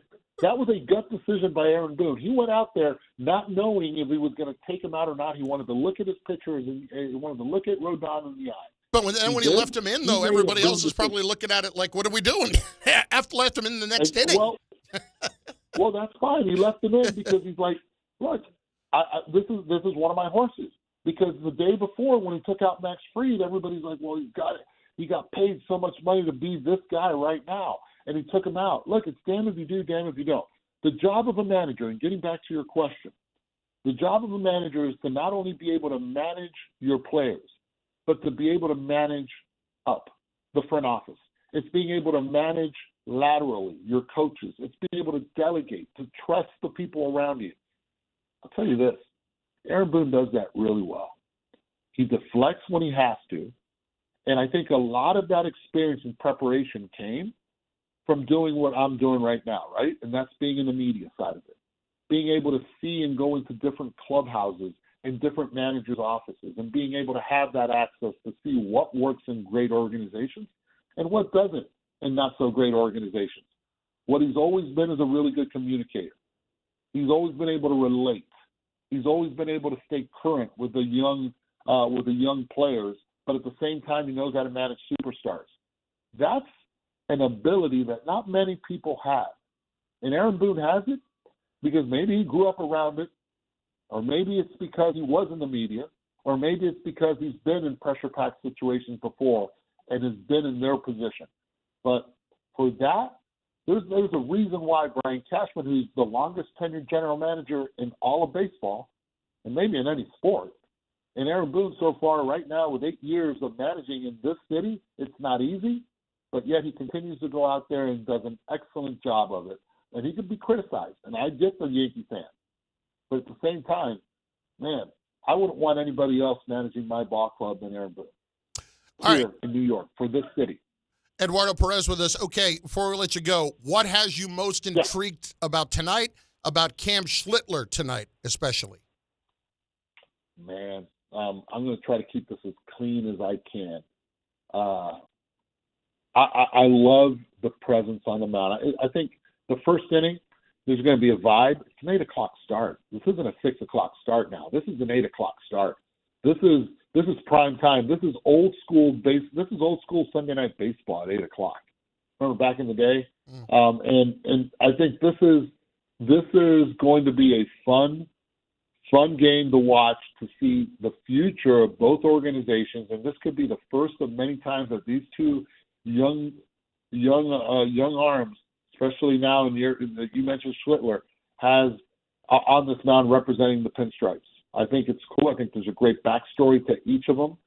Growing up, being from the Boston area and being able to pitch for the Yankees, I think it's going to be a battle.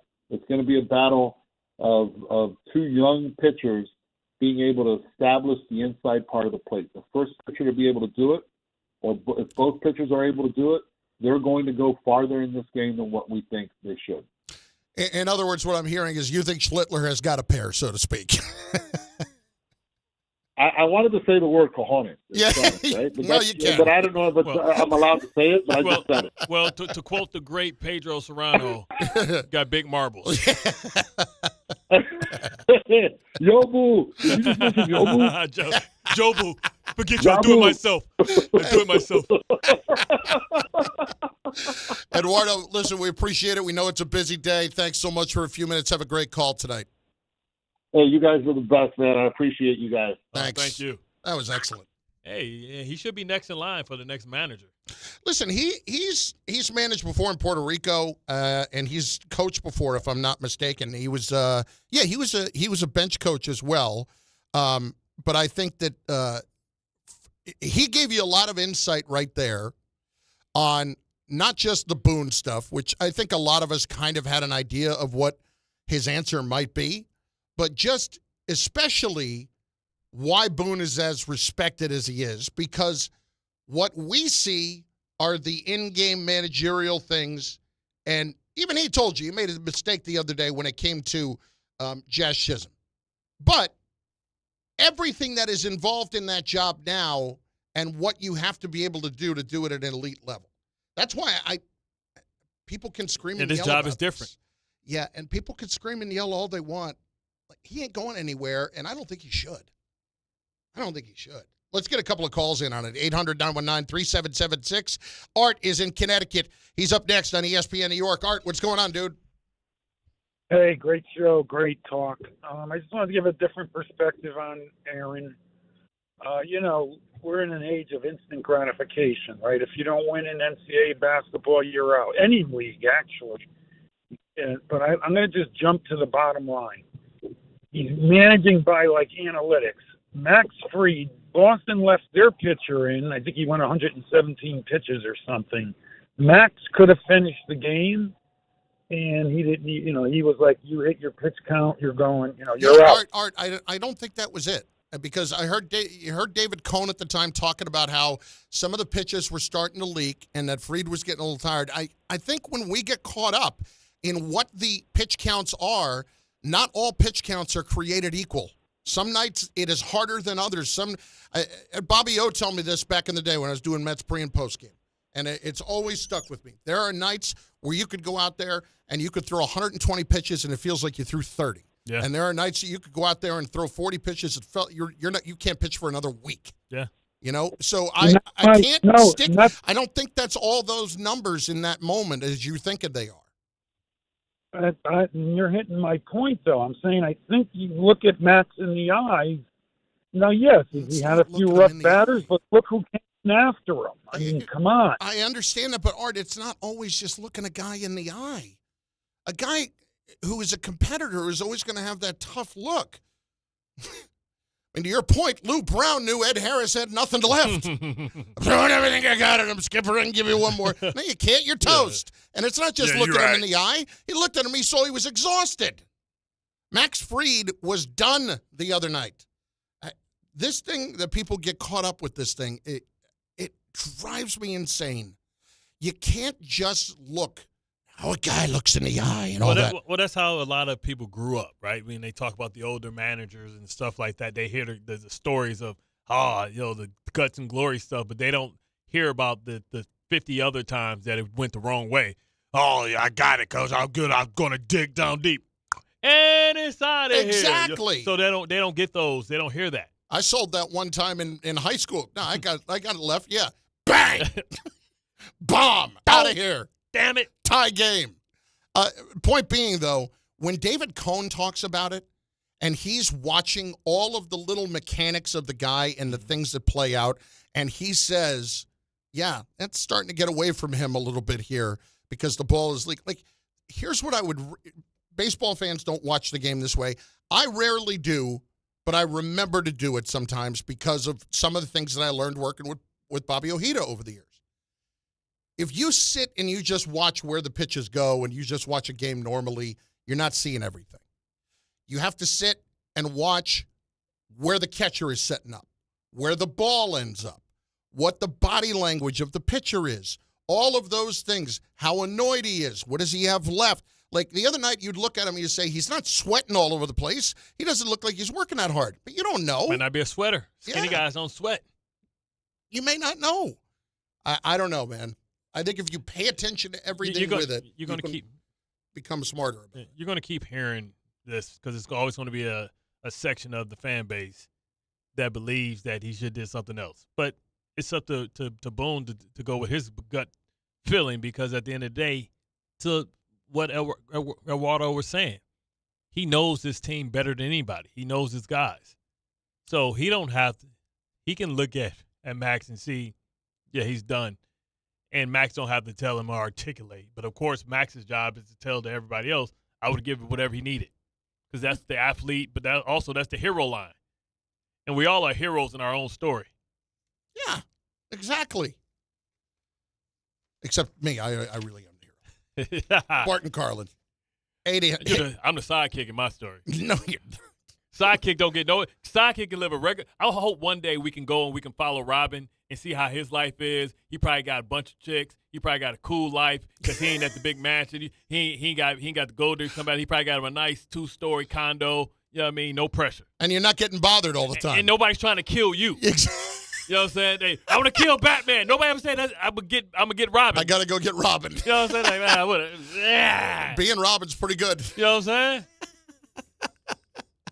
They hang around every once in a while. Get Bruce Wayne sloppy seconds without the death threats. Bart and Carlin on ESPN New York. We have still to come a little Joe Fortenbaugh, some gambling. We've got audio files coming. We have got High Noon coming in just a little bit, including the fate of the manager based on this series. And we will hear from a wide receiver who is supposedly unhappy. That's all on the way. Bart and Carlin on ESPN New York and the ESPN New York app. Thursday with Don, Hahn, and Rosenberg. Jazz, Chisholm, and Ben Rice were back in the lineup last night and were big contributors in the Yankees' Game 2 win. What a game. I mean, it's been 2 great games. You know, a lot of big plays on both sides. A homer by Benny to get us rolling. And then, you know, the bullpen closing it down after Roto gave us enough there. Will they take Game 3 tonight to advance? Don, Hahn, and Rosenberg today at 3 on ESPN New York and streaming live on YouTube. John Ryan. Yeah, Dad. I think I came up with a killer slogan for our law firm. D'Agostino and Associates, bite back. Bite back? Yeah. When someone hurts you, you bite back. We'll be the law firm that bites back. Dad, that's brilliant. Accident victims, call D'Agostino and Associates and bite back. Hey, we could even put a big vicious dog on billboards everywhere. Yeah, and Rottweilers on buses. Hey, how about a toll-free number? What are you thinking? You know, like 1-800-BITE-BACK. 1-800-BITE-BACK. That's brilliant. But what if people hear fight back? Easy. I'll spell it out for them, like 1-800-BITE, back. 1-800-BITE-BACK. That's 1-800-248-3222. Love it. Hey, Dad. Yeah? All this talk about biting back got me hungry. Me too. Want to grab lunch? Sure. Hey, how about a jingle? You mean like, D'Agostino, law, bite back? Did you know women account for 2/3 of all Americans living with Alzheimer's and 2/3 of all Alzheimer's family caregivers? Join the Alzheimer's Foundation of America at its Women Empowerment Forum on November 5th in Amityville to learn practical ways women can reduce their risk for Alzheimer's and enhance quality of life for themselves and their loved ones living with Alzheimer's. For more information or to register, visit alzfdn.org or call 866-232-8484. At City Harvest, we believe no New Yorker has to go hungry. With your help, we're on the road 365 days a year, rescuing over 77 million pounds of nutritious food and delivering it free to millions of New Yorkers, transforming surplus food into sustenance, sustainability, and smiles, rallying thousands of New Yorkers to power a network of nourishment across our city. One day, one meal, and one New Yorker at a time. That's how we feed good. Donate at cityharvest.org.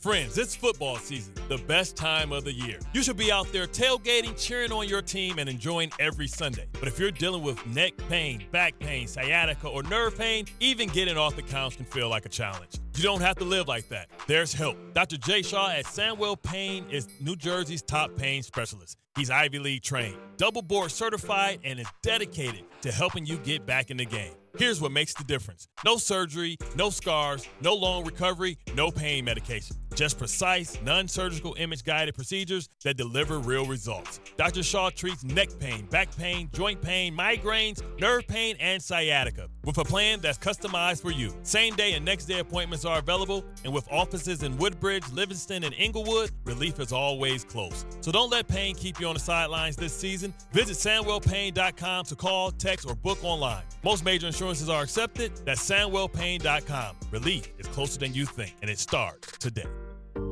Every aspect of your business will operate better and faster with artificial intelligence. AI is a race, and companies that act first will win. Thrive Managed AI is your advantage over all your competitors. Thrive partners with you on a smart, secure AI strategy for your business. Then they deploy and manage it for you. Be first and win the race with Thrive Managed AI. Start with a complimentary strategy consultation at thrivenextgen.com/ESPN. That's thrivenextgen.com/ESPN.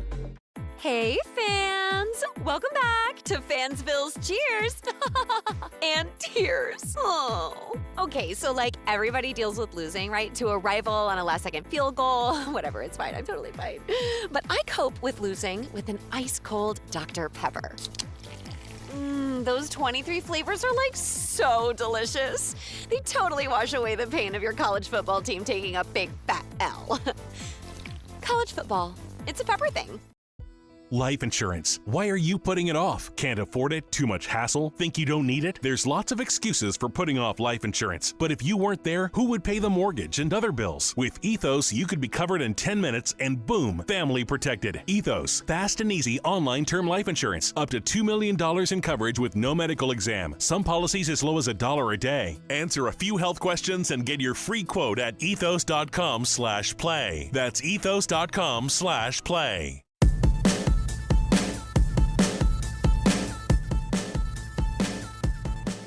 You gonna watch this? You gonna go see this Smashing Machine, the Rock movie, the A24 movie? Listen, this is clearly the Rock going for his Oscar here. That's obviously clear, yeah, or at least attempting to. But he's playing He's playing an athlete. So I know. What type of stretch is that? It's not a stretch. Like when Batista, and people have this argument, who's the best acting post wrestler? Yeah, people go with Batista. Like he did this one movie about the crazy, like he was a killer or something, but you had to kill a certain people to sacrifice. Okay, I didn't see that one. Yeah, I saw him in. It was dark. It had nothing to do with like some action movie. Yeah, I saw him in another movie that was like it was the follow up to the movie Knives Out. I can't ever remember the name of it. That was funny. Yeah, that was good. Yeah. It wasn't bad. But he wasn't like the main character. He did one where he was like the main character. So I think The Rock is trying to match him. Yeah. John Cena's, it's fine. You know what I mean, for what he does, but it's kind of on brand. He's good in a little comedy. Yeah, he's also funny. He doesn't try to take himself too seriously. The Rock has played the same character almost in every role. Yes, he has. You know what I mean? Him and Ice Cube, just to say, like, hold up, man, it's the same thing, man. Just Jumanji is the same person that was. You know what I mean? How did he not get an Emmy for Ballers? Him and Glazer were snubbed. Yeah. So he's trying to get it. It's Bart and Carlin on ESPN New York and on the ESPN New York app right now. Some audio files. The audio file. All right, first up, we will hear from Justin Fields on his job now moving forward with the Jets. It's my job, as a quarterback of this team, as one of the captains and as one of the leaders of this team to, make sure everybody feels that in the locker room. So, I talked to the guys after the game on Monday night and kind of expressed that to them and, how I kind of felt. Like I said, I think everybody in this locker room is in good spirits. We're ready to get back to work this week and go out there Sunday and play ball. When you start to see somebody like Fields, Bart, who everybody had questions about coming into the year and you're trying to get answers about, how much harder as a player does it become to follow a guy when you're not sure that they're going to be the ultimate leader or have the ability to be a winning quarterback? Well, to lead, you got to be able to perform. We have to believe that, hey, we want to be like this guy because this guy does his job at a high level, and I know that changes a lot of stuff. So for me, he's got to produce and lead them to a victory or play at a high level. I know sometimes, like, I did my podcast with Baldy today, and we go over like, oh, I thought he played well. I didn't think he played well. I thought he got some garbage yards, and I thought he was able, like, they blocked it up and he was able to hit some throws, but he's not playing, in my opinion, winning football, and he's not processing fast enough. I just feel like he needs to speed up his process. They need to get him easy throws, rhythm throws, because that's the only way an offense can work. Offense can't work on make 3 people miss, run around, and then throw a great ball, or run around and have a 50-yard touchdown run. Like, it don't work like that. Like, you can't do that consistently. Like, great only happens every once in a while. So that's only 1 or 2 plays if somebody do something great. The rest has to be routine. And routine has to be able to be scheduled. And that's scheduled because I know, hey, 1, 2, I broke down the play for another show that I do. And the ball was out. Like, Dak Prescott, the ball is out and a blitz in front of his face before the receiver. The receiver took 2 more steps and then went into his break and came back. And as soon as he turned around, he had no choice to catch it or to get hit in the face with the football. That's quarterbacking. And Justin has yet to get to that point where he quarterbacks like a mature veteran quarterback. He still processes like he's a young player. And I don't know if that's because he's been in so many different offenses and so many different philosophies, so many different reads, that he hasn't had a chance to really just embrace how to play the position. All right, a little more on the other quarterback, Jackson Dart. Did you think the Saints would draft you? Of course, they're playing the Saints this week. And, is there going to be that little chip on the shoulder, or you passed on me, all that? Yeah, I felt like my visit with them went good. So you kind of have thoughts in your head during the draft of, what options are really realistic. And I definitely felt like that was a place that, could have panned out. But, things didn't work out that way. I'm always curious about New Orleans because it's such a loud building when things are right. But I don't know what that looks like this week when the Saints can't get out of their own way. Well, the Saints didn't embarrass themselves against Buffalo the following week. Didn't. And we also have to see how a rookie quarterback performs on the road opposed to home, no matter who the opponent is. It's always difficult to perform, and he'll be doing a lot of things in the NFL for the first time. Maybe having to go off a silent count. You talk about the noise and maybe a little bit more pressure because not Thomas, but the tackle on the right side may have to get off a little slower because it's a delay. And then, you still have talented players over there on that other side of the ball. You still got DeMario Davis. You still got Cam Jordan. You got guys that's not going to lay down by any means. Listen, I don't care about any of that other stuff. All I care about is continuing to see him progress.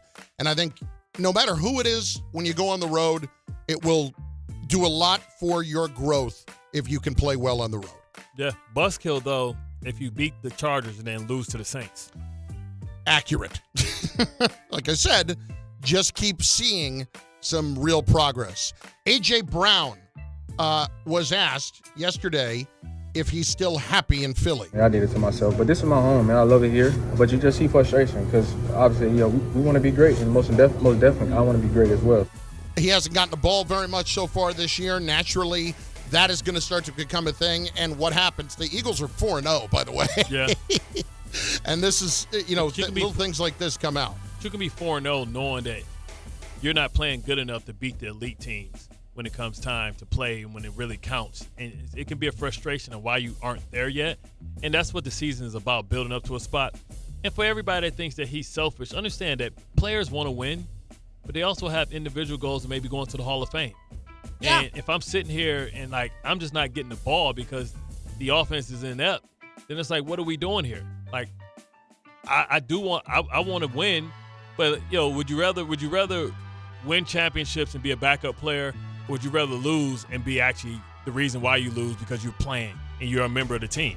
Like, there's a lot of people that are just, passengers on a team's success. He wants to be in the front street.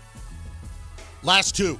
This is Buster Olney this morning on DiPietro and Rothenberg. Will Aaron Boone play the same lineup tonight? Boone's going to wind up starting his best lineup, which is Ben Rice, Jazz Chisholm, his left-handed hitting lineup, and the whole night tonight, Alex Cora is going to be managing to mitigate this. And one of the interesting things, is you mentioned Connolly early and sort of being a young guy. I mean, this is his 5th start in the big leagues. He's got 19 innings. He was a year old when Aaron Boone hit that walk-off home run in 2003. He was 2 during the comeback in 2004. Everything you hear about him is that he's very under control. He's got a great mound presence. He pitched at the University of Virginia, but this is Yankee Stadium, and you just don't know how he's going to react. And you also don't know, and we've seen the Yankees do this repeatedly, how quickly will they be able to determine some pitch tipping that he's doing. And you got some of the Yankee players waving at each other from second base to give him a heads up as to what's coming. He's a young guy, and it'll be fascinating to see how he handles it and how the Yankees handle a pitcher they've never seen before. The old sphincter tightens up. No. Well, what's the Yankees' record against left-handed pitchers? I mean, they just saw 2 great ones. It's amazing that I know he's not Crochet, but got Jazz Chisholm in the lineup today because of the other things. Like Perez said, would never not take a guy that puts so much juice and that can manufacture runs because of his ability to run the bases for anybody. A little snug.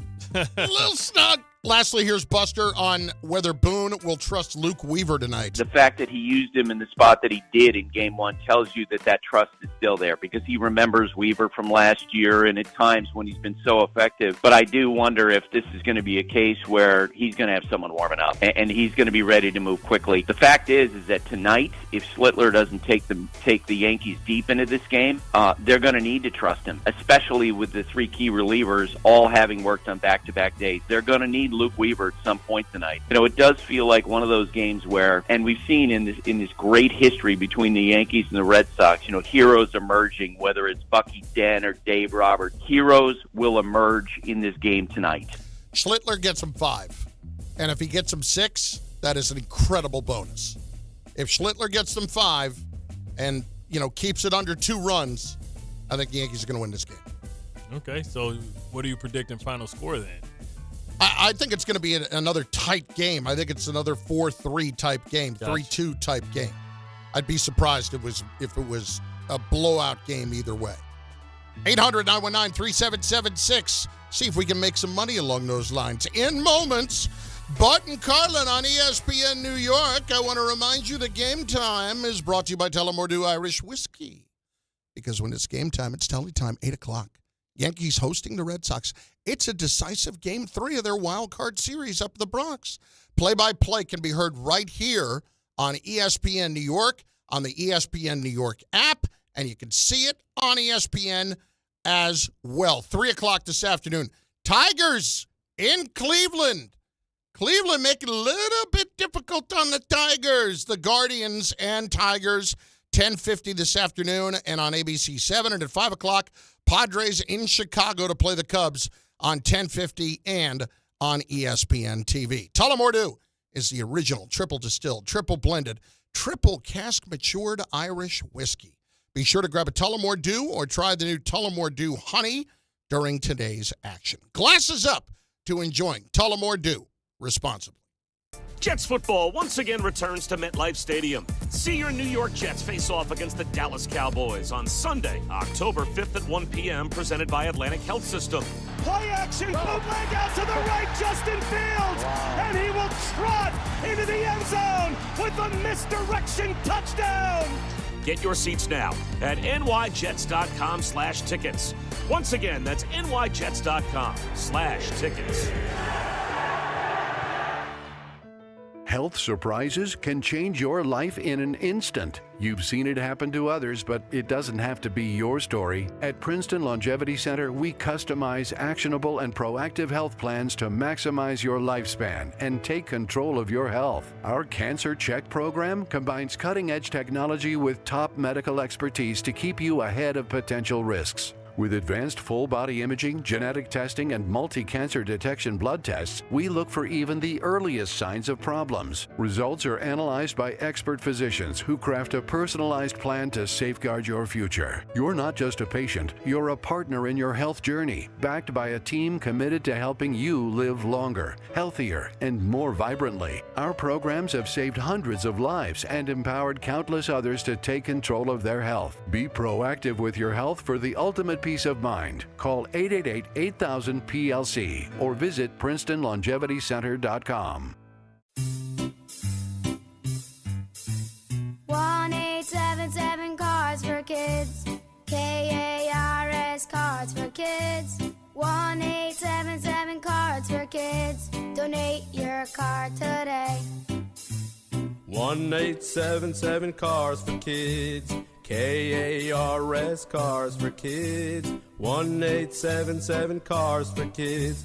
Donate your car today. Ready to get rid of that old car? Donate it to Cars for Kids. Call 1-877-CARS-FOR-KIDS to reach a friendly live agent. Donation's super easy, and your car can be picked up as soon as tomorrow. Call us now, 1-877-CARS-FOR-KIDS. That's Cars with a K to donate your car today. 1-877 Cars for Kids.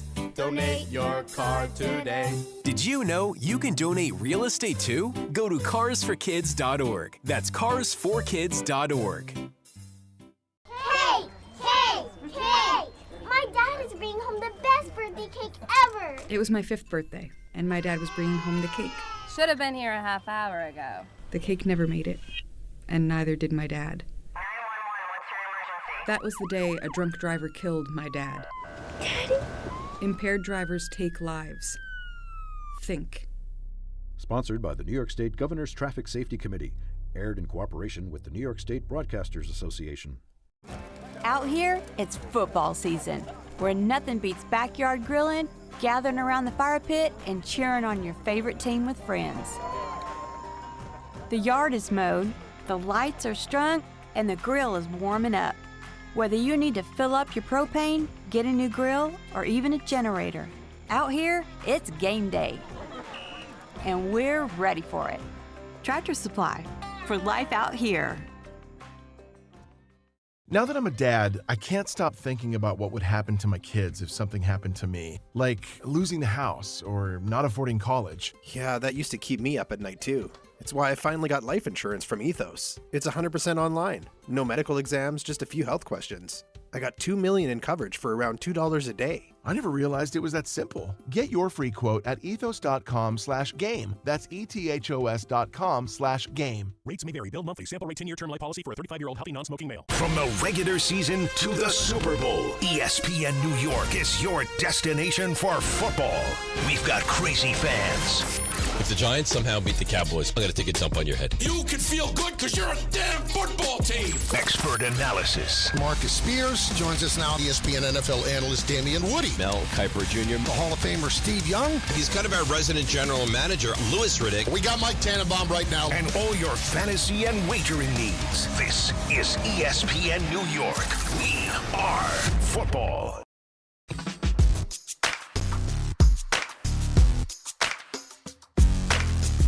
Once again, I would like to reiterate, weekly, he does this free of charge. There's no payment. There's no exchange of goods or services in any way. Only Joe Fortenbaugh delivering you winners on his time, of which he has more than enough. And he joins us right now, as he does every week at this time. Joseph, once again, thank you for doing this and not requiring a penny in return. No, please. This one is on me. It's on the house. Very much excited to chat with you boys today, knowing that, I mean, what a week in New York sports this has been. From an observer on the outside looking in, I mean, I grew up a Philadelphia guy. I'm from outside the area. This is not to sit here and talk any sort of trash, but I have a lot of friends that are New York fans. Like, I grew up in Allentown, Pennsylvania, which almost splits the difference. So I grew up with a lot of New York fan friends. And my God, the Giants, like the moment you get a glimmer of hope, you lose neighbors. Like you come into this Yankees series, you're sitting here sweating bullets today. It's incredible. So Godspeed to all of you. You're out there doing the Lord's work. Plus, the Jets look awesome. So we're in good shape. You know what? I like the Jets this week. I really do. I know we're not going to spend maybe a ton of time on them because we got the Yanks today and everything else. I like the Jets plus the 2.5. Bart can probably speak to this, but if you go back to that Dallas game last Sunday night, I'm not going to say that was their Super Bowl, but that game was huge for them. Sunday night football, the whole world's watching. Here come Parsons and the Packers. You lay it all on the line. You hang 40. You go the full, 70 minutes when you include the 10-minute overtime. How many defenders played over 80 snaps in that game? Now you turn around and you hit the road as a favorite against the Jets, who, by the way, if you study the analytics, the Jets have been one of the unluckiest teams in football by all the predictive measures. Now, no fan wants to hear that. You just look at the record, and I understand it. I like the Jets to win that game. I think that's a good bet this week. Yeah, it's called being the Jets. It's not bad luck. Just jetting. I don't know if you can hear the broken spirit in Bart's voice right now. Oh, my God. He sounds terrible. Bart, what are you doing, man? Bring some life to the program. Have they killed you? It's just the beginning of October. I mean, no Jermaine Johnson, no Quincy Williams. You know, the only hope is for them, I believe, to get extra possessions. And to do that, they got to get their first turnover. Yeah, it'd be nice to have a turnover in September. That's a bit of a glaring issue right there. Yeah, we know how to give them. That's for sure. I mean, when you look at some of the things like fumbles are very hard to predict, and fumbles are very hard to assess in terms of it's an oblong football. It can bounce any direction. How many times have we seen a ball bounce perfectly into a defender's arms or perfectly back into the arms of a waiting offensive lineman when a quarterback gets hit? Number. Given what's on the line, given the youth that's taking the mound, given the youth that's taking the mound tonight, given what we've seen in this series, how do you make one team that much more of a favorite over the other? I'm always interested in two things when it comes to these matchups. Number one, unders. That's where I tend to look. Number two, there are pitching props in terms of total recorded outs, meaning how long is the guy going to go into the game. So if I gave you 15 as the number, 15 recorded outs, 3 outs per inning, that would mean you got to survive 5 innings and come out for the 6th. And if you come out for the 6th and you get 1 out, it pays the over. If you can't make it through 5 full innings, it pays the under. I'm looking at early tonight. 9.5 is his recorded outs. That's an extremely low number because what do we know about games like this? You are going to go to the bullpen instantaneously in these games. And I don't think Boston's going to want early out there going through the Yankee lineup 3 times, especially given how well they hit left-handed pitching. Number 1 in Major League Baseball. So Connerly early, under 9.5 recorded outs. What does that mean? 9 outs would be 3 full innings. If he comes out and gets 1 out in the 4th inning, that pays the over bet. I don't think that's going to happen. I think second time through the order, if things are going well, you could be looking at the bullpen coming in before he gets to Judge. So I'd be looking under 9.5 outs. I know it's an obscure play, but that would be the bet. That's the best one I can find from a prop perspective. And then under for the game, but that's not as big a bet. All right, let's look at Thursday Night Football. I don't believe there's an actual member of the San Francisco 49ers roster that is playing on offense this evening. So that being the case, are you looking in other directions, jokingly, with Pearsall out, with Kittle out, with everybody out, Purdy out still? Who are you looking to among the also-rans who might get the opportunity to hit some overs tonight? Chaos is a good thing when it comes to sports betting. You want chaos. Because if everything's perfect, if everybody's healthy, if the weather's perfect, if everything is as it should be, bookmakers can put out the sharpest possible number, right? Chaos creates opportunity to find bad prices. So the couple places I would look tonight for player props, number 1, Kendrick Bourne, Niners wide receiver. The player prop is sitting around 41.5 yards. I'd go over because of everything you just mentioned, Carlin, all the injuries to the Niners, plus the fact that they're 8.5-point dogs, that they're trailing in this game. They're going to be throwing the ball all over the place late in the game, trying to play catch up. I think Bourne has the opportunity to be the guy that sees some good yardage here, so we'll go over 41.5. Now, on the other side, backup running back Blake Corum. If you've been listening to McVay's press conferences, and I'm assuming none of you have because why would you spend your life doing that? That's what I'm here for, to listen to the press conferences. McVay keeps talking about how he wants to get Corum more involved in the offense. Ideally, he wants kind of like a 66-33% split.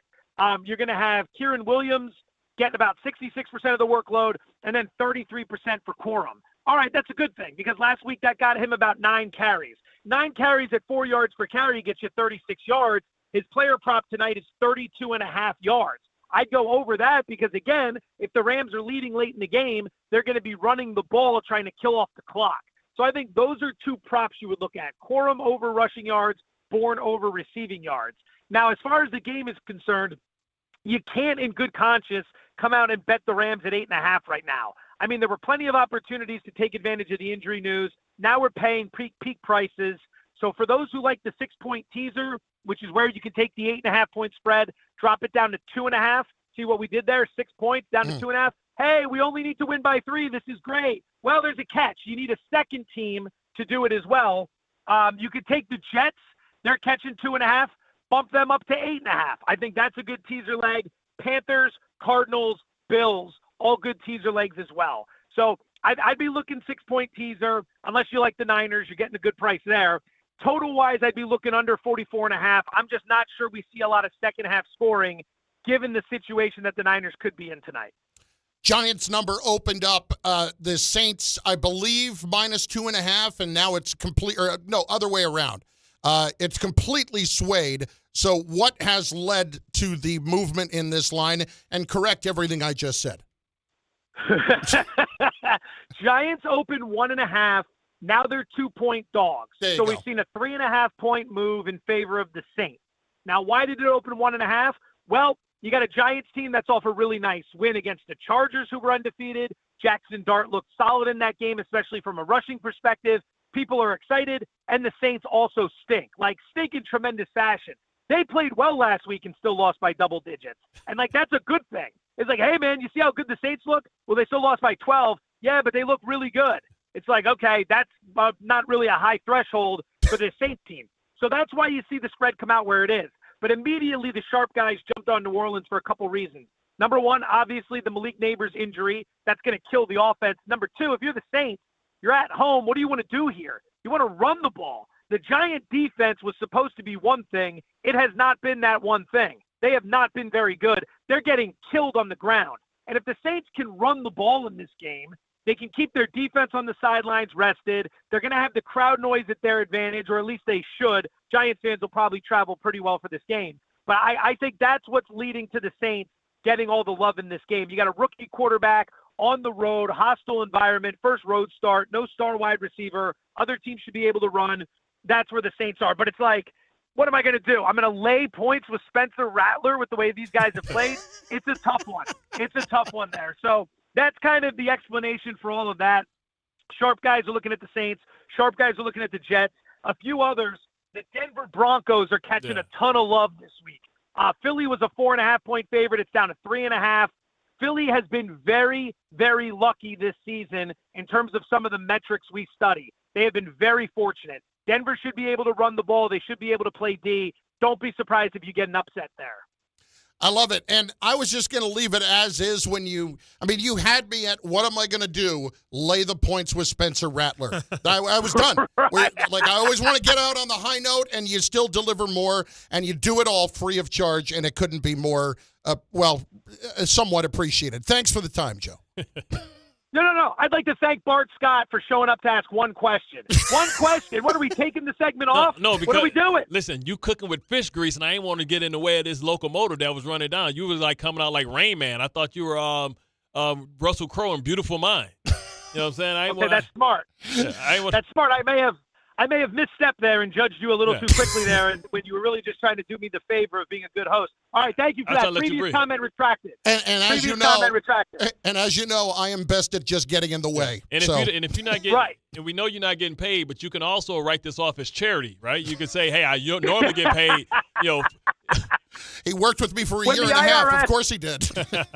When the IRS shows up and is like, how are you writing this off as charity? I'm going to play the part where Carlin just vomited the Saints-Giants point spread, threw the whole thing up, and then I had to clean it up. And then the IRS is going to look at me and be like, you know what? We're not going to audit you for about 10 years. That's the Lord's work you're doing. And they will say to you, you had us at Carlin. Have a great day, Joseph. Love you, fellas. I'll talk to you soon. Joe Fortenbaugh, awesome stuff as usual. ESPN Bet Live every single night, Monday through Friday. It's Bart and Carlin on ESPN New York. Individuals and businesses with tax problems, listen carefully. Do you feel like you're losing control of your finances? If you owe over $10,000 in back taxes or have unfiled tax returns, we can help you take back control. The IRS is the largest and most aggressive collection agency in the world, and they can seize your bank accounts, garnish your paycheck, close your business, and file criminal charges. Take control of your tax problem now by calling the experts at U.S. Tax Shield and take advantage of the Fresh Start program and new laws that may allow us to negotiate a settlement for the lowest amount possible. Our team of tax attorneys and enrolled agents can stop collections and get you protected so you can take control of your financial future. U.S. Tax Shield offers a price protection guaranteed quote to get you protected today. U.S. Tax Shield is A+ rated with the Better Business Bureau, so call now. 800-687-5192. That's 800-687-5192. U.S. Tax Shield. 800-687-5192. D'Agostino, Law, Bite Back. I'm injury attorney John Ryan D'Agostino, nicknamed The Closer, continuing D'Agostino and Associates' legacy of helping the injured for over 35 years. My father, John D'Agostino, built this injury firm to help accident victims. This is John D'Agostino, and this is a family firm. For us, it's about doing what's right and making sure somebody pays for your pain. Call us first at 1-800-BITE-BACK.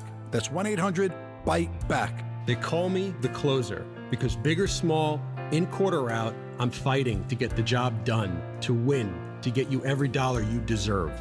D'Agostino and Associates has offices throughout New York and New Jersey and will come to you. I've been there and I'll be there for you. Call us first at 1-800-BITE-BACK. 1-800-BITE-BACK. That's 1-800-248-3222. Put it in the box! This is your radio home for New York Mets baseball. 880 ESPN, WHSQ, and WCBS FM HD2, New York. Getting the right mattress helps you sleep at night. Getting the right price helps you sleep even better. At PC Richard & Son, they don't just sell you a mattress. Their experts use a 4-step fitting process to make sure your new bed fits you perfectly. The right fit, the right price, plus free delivery. It's what they do, only at PC Richard & Son. Free delivery on mattresses $199 and up. Excludes Manhattan. See stores for details. Thursday with Don, Hahn, and Rosenberg. Jazz, Chisholm, and Ben Rice were back in the lineup last night and were big contributors in the Yankees' Game 2 win. What a game. I mean, it's been 2 great games. You know, a lot of big plays on both sides. A homer by Benny to get us rolling. And then, you know, the bullpen closing it down after Roto gave us enough there. Will they take Game 3 tonight to advance? Don, Hahn, and Rosenberg today at 3 on ESPN New York and streaming live on YouTube. What if you could instantly find whatever you need exactly when you need it? We're talking everything from parking spots to holiday gifts to the perfect shoes in your size. Think of all the time you'd save. While you may never instantly find these things, if you're hiring, you can find qualified candidates right away. With ZipRecruiter. ZipRecruiter's powerful matching technology works fast to find top talent, and their advanced resume database lets you unlock top candidates' contact info instantly. Try it free at ZipRecruiter.com/sports. That's ZipRecruiter.com/sports. Whoa, it's you, the Capital One Bank guy. That's what they call me. Mind if I get a selfie? Yeah, sure thing. Say no fees or minimums on your Capital One checking account. Wow, that's a keeper. So, where are you heading? I'm off to spread the good news that Capital One helps people keep more money in their wallet with no overdraft fees. Oh, you're the best Capital One Bank guy. Hey, mind if I get a selfie? Sure. Say, Capital One, what's in your wallet? Terms apply. See CapitalOne.com/bank for details. Capital One N.A. member FDIC. Bart Scott. What the hell? Chris Carlin. Take a hike. We're good. This is Bart and Carlin.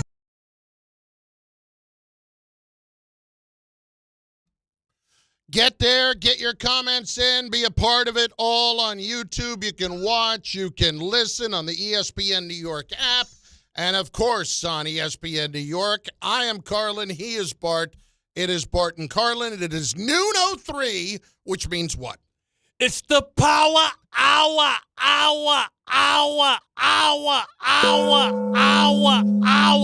Sponsored by Chaz Chisholm, duly elected warrant officer. Listen, he had a phenomenal night last night. My name is Sam Chisholm. I'm a duly sworn warrant officer of the Circuit Court in Wichita, Kansas. I don't know why you love that so much. You have to see the movie, man. First of all, Denzel as a black cowboy, taking over for Pierce Bronson. You know what I'm saying? Like the remake. I know, like some people like the remake is like, this is totally different. Well, we are here at noon on a Thursday, and what does that mean? It means it's high noon. Once again, unbelievable production value put into it. Man, Cisco and Eber is like 3 thumbs up. Yep. And so, high noon, as we know, is a 3-round fight on 3 questions. And let's get right to it, my friends. Round 1, fight! Tonight's outcome will determine the fate of Aaron Boone's job.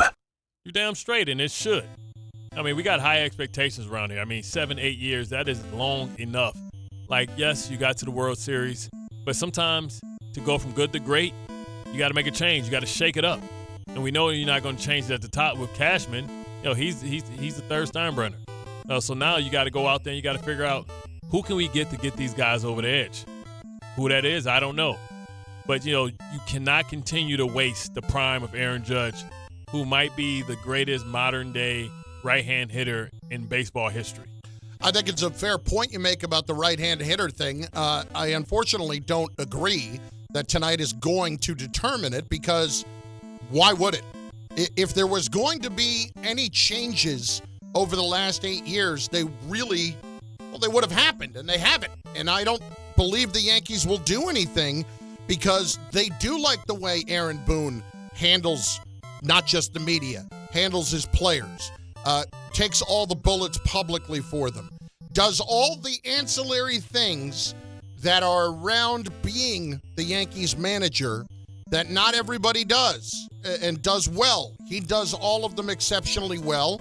And while the Yankees are still winning 90-plus games and in the playoffs, he's going to be there. I firmly believe that. Until the noise gets loud enough. Oh, I'm not supposed to rebuttal. I'm trying to be good. Oh, okay. I thought you just were. That's all. I mean, I'm sorry. We're playing by the rules all of a sudden. It must be new. Trying to be coachable, show growth. Look at from you. Week to week. That's what we're hoping for the You Jets, ever do the right thing in your house or something, and somebody's shocked that you did? Whoa. Why can't you just do this? And that? Like, okay. Wait. Okay. Like, wait, you washed out the glasses? What? Yeah, there's no comeback. Like, okay, honey. What? You talking to me? Yeah. Round 2, fight! Who do you want up in a big spot for the Yankees tonight? I want Grisham, because he was to me the third best Yankee this year, and he hasn't had his moment yet. And what better way than to send him to the next round without we're coming out with some type of liftoff. You know what I mean? I would love to see Grisham, because I think they're going to need him if they're going to go far. They need him to get hot. And to do that, you got to get confidence. And, what better place to get confidence than having a big play in a pivotal moment against your hated rival? I like the answer. I do. I'm going Stanton. And I know Yankee fans will hate that answer, even though he has delivered in the postseason. But that's simply why. The at-bat in Game 1 late in the game was atrocious. I can't defend that. Yeah, he's been bad. That was a bad at-bat. I do expect that he will come around, and if presented the opportunity in a tight spot tonight, I would absolutely go with Stanton. Notice how, even though he has 4 hits in the series, neither one of us goes Judge. Neither one of us goes Judge. And again, I sit there, and I'm sorry that this is the case, but he hits like a little weak fly ball, and it gets dropped, and they call it a hit, and I'm like, okay. As opposed to like hitting a rocket somewhere. He's doing just enough to keep him off of him. Yeah, exactly. Just enough. Where are the extra base hits? This is me being a jerk, but it's what a lot of people are thinking. He ended the game. It's what a lot of people are thinking. I'm going Stanton. Round 3, fight! Is there a world where Aaron Rodgers' tenure in Pittsburgh is longer than Aaron Glenn's head coach tenure with the Jets? Hell no. Come on, man. Let's be. Listen, A-Rod is not cooking. He's like microwaving. You know what I mean? Like popcorn, some cheap food. But, it's no way in hell that Woody Johnson is going to give up on Aaron Glenn in a year or two. I can't see Aaron Rodgers coming back. This is his swan song. He'll be a guest host on Jeopardy next year before he do that. Aaron Glenn's got at least 2 more years. Well, Aaron. Here is Aaron Rodgers' response to everything that you just said. I'm the only winner on the team. The rest of them are losers, either by choice or by birth. I actually not you, DK, but everybody else. I actually believe that this is somewhat possible. And it's only based off of, I don't know if you know this about me. I can have my mind changed like that. And when I do, it is very difficult to get me to change back the other way. And Monday night did some long-term damage in my belief in the Jets. It really did. That was... Yeah, I'm scarred. That was a scarring performance. And if this... Let me put it to you this way. Is Woody Johnson going to be able to handle the situation in keeping Aaron Glenn like the Lions were a few years ago when they started 0-10-1? I don't know that he's going to be able to do that. Yeah, I don't know who. I'm not saying the Jets are going to go 0-10-1. I'm just saying it's not out of the realm right now with what's happened. I mean, anything's possible right now. Exactly. Like we don't know what we can expect. Panthers maybe. Bengals now. Maybe. My point is Ravens, simply if they catch Cooper Rush. Where is Aaron right now? I have no idea what to expect. And I'm not going to sit here and tell you I'm enjoying it, but the dude is playing okay at the moment. And that's painful for you to say. It really is. For me to say that, it really is. For Aaron Rodgers to be playing okay, it's like, if he continues to play this way, do you think this is the perfect way for him to go out? Like, hey, I told you I don't suck. Yes, get the hell out of here. Yeah, and he doesn't have to win a Super Bowl. It's Right. just go and make the playoffs and maybe win a playoff game or something like that, but just not look awful. And have one of those things where, they come up and he passed the torch to the next young guy, like, hey, man, good job. Keep it up. Right. It'd be something like that. I don't think I need all the pomp and circumstance. Just get the hell out of here. And thanks for playing well for a year. Exit right? Yes, exactly right. All right, that's Bart and Carlin on 880 ESPN. I mean, that is high noon, so to speak, as we do each and every Thursday at 800-919-3776. The big topic, of course, is Game 3 tonight with the Yankees and the Red Sox. Cam Schlittler on the mound and what to expect. If you get 5 innings from Cam Schlittler, I believe the Yankees will win this game. And I don't think that you're going to look at this opportunity tonight against a young left-hander, a guy that hasn't been in the big leagues all that long and early.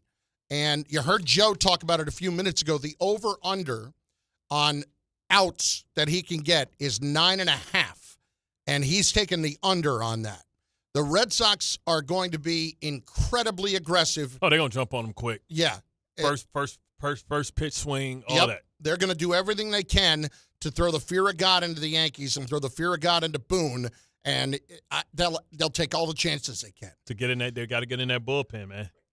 They trying to get in that bullpen early, man, because they know on the other side they got to protect their young guy, right? So if they can get to him early and get him out of there, because we know Boone won't have a long leash.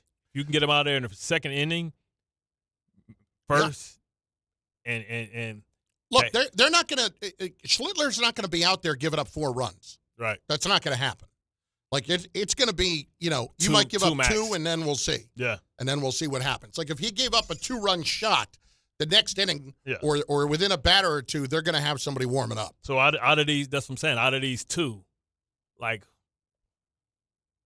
what's the odds? Or I wish we can do prop bets. Both of them play well and make it to 3 or 4. Or are both of them going to be out early? You know what I mean? like some young player is going to show the promise in which he's shown all year, and they're like, wow, we're going to be super impressed with their performance, and potentially one is going to crap the bed. Right. So for Schlittler, okay, pitching specials. No, that's not. Game specials probably. I'll come up with a couple of them here throughout it. Schlittler strikeouts, 4.5. Would you take the over or the under on that? In other words, you're counting on him at that point going 5 innings. Nah, I don't think 4. I can't see that. So 4.5 strikeouts seems to be a bit much. Yeah, under. Okay, I could see that. And then for Connolly early, the strikeouts is 3.5. I'd take the under on that too. Let's get to them because we haven't had a chance to get to many calls today, and we're doing that right now. Lines are open on the Yankees, on tonight, on what happened last night, on why you need to respect the manager some more. It's all there at 800-919-3776. Our guy David in Elizabeth has been incredibly patient today. David, what's going on, bud? Well, what's going on, fellas, man? I'm going to make this super quick today. Having a real bad day. Just want to give Jazz Chisholm his flowers, man. He ran the heck out of them bases. He put the Yankees up. I'm not a Yankee fan, but, I'm a rep New York. So, hey, man, get that game tonight, fellas. You guys have a good one. Bart, we'll talk tomorrow. I'll holler. You hang in there. Well, we hope you have a better day, brother. Yeah, hang in, man. You know what I mean? I'm sorry you hung in so long on the air. I'm glad we can be part of the day. Hopefully things turn around, man. That's the good thing. We had him on hold for quite some time today because we weren't doing any Mets or Jets really until the last few minutes. But we'll get him in tomorrow.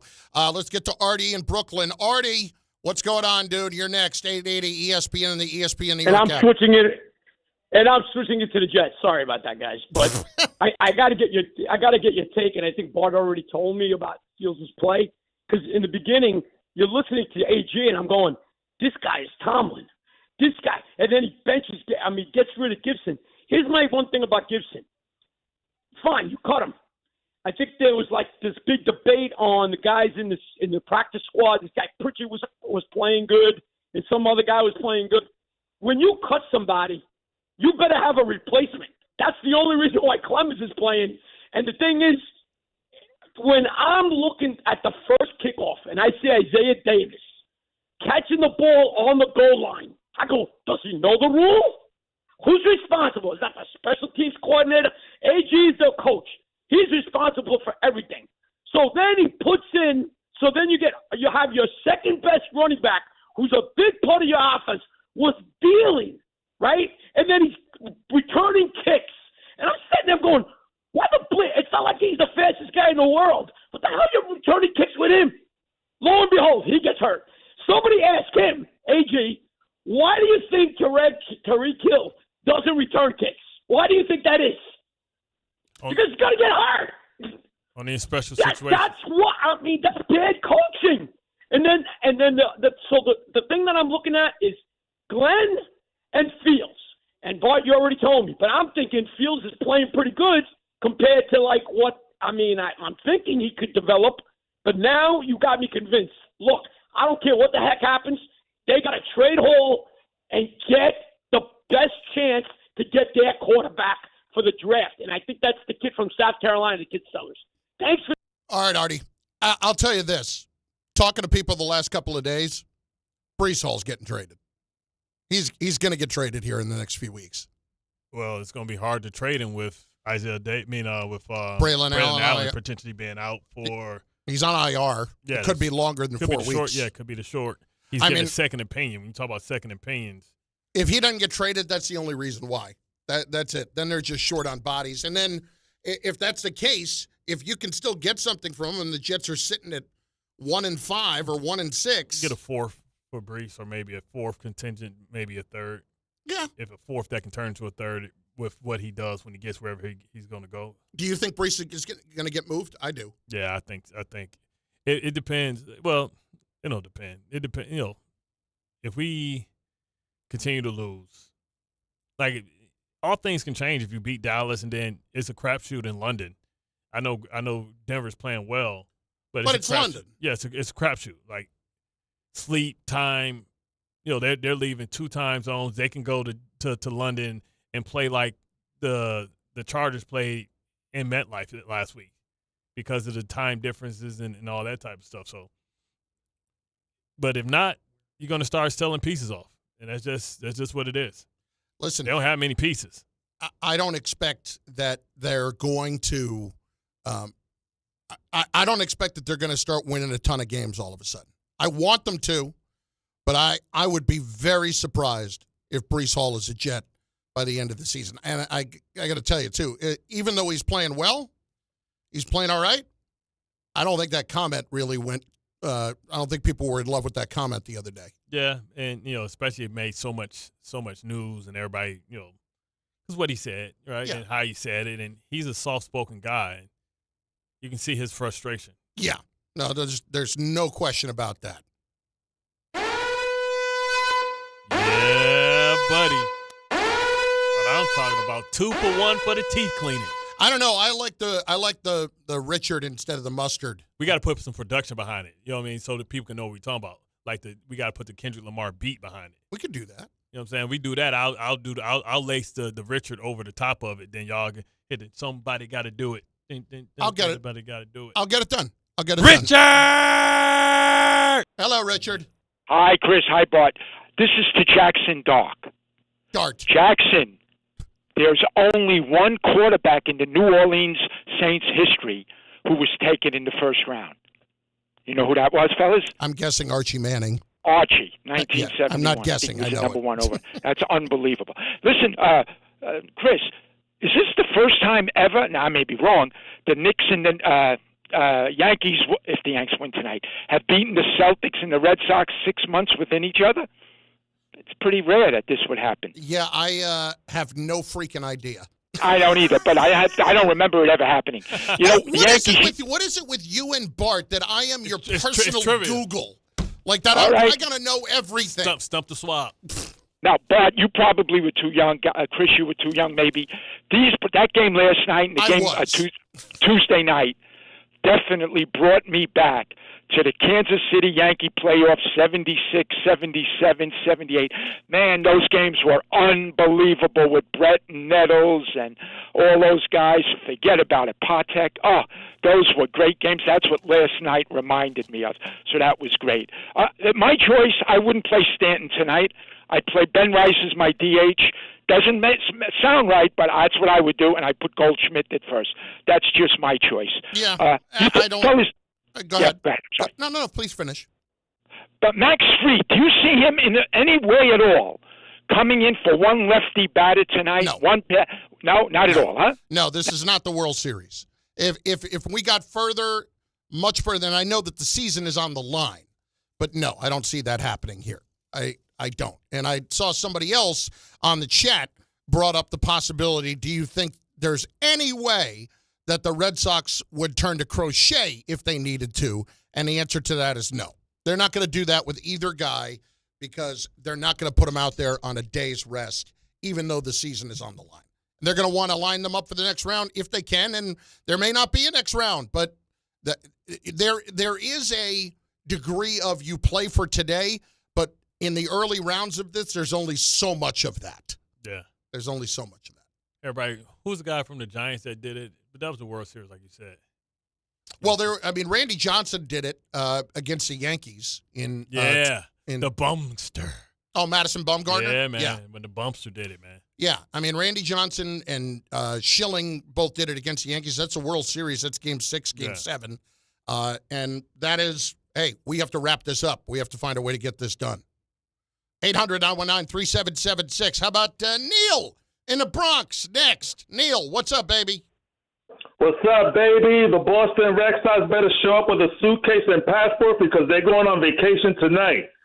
The only advice I have for Cam the Riddler Slitler is please throw first pitch strike because I believe Boston's strategy is to run up that pitch count to get him out early. Slitler needs to give us 7 shutout innings with his arsenal. I know he can do. You said 7? 7 shutout innings. He can give us 7 shutout innings. It's asking a lot. He can do it. With his arsenal, he can do it. Listen, let's not get nuts here, okay? Let's just calm down. Everybody calm down. Calm down. Just win the game. Doesn't matter how. Doesn't have to be 7 shutout innings from a kid who's pitching in his first big league postseason game. If he does, I'm not going to turn it aside. Not going to throw you out of bed for eating cookies there. No, absolutely not. But maybe, just maybe, we lower our expectations a hair.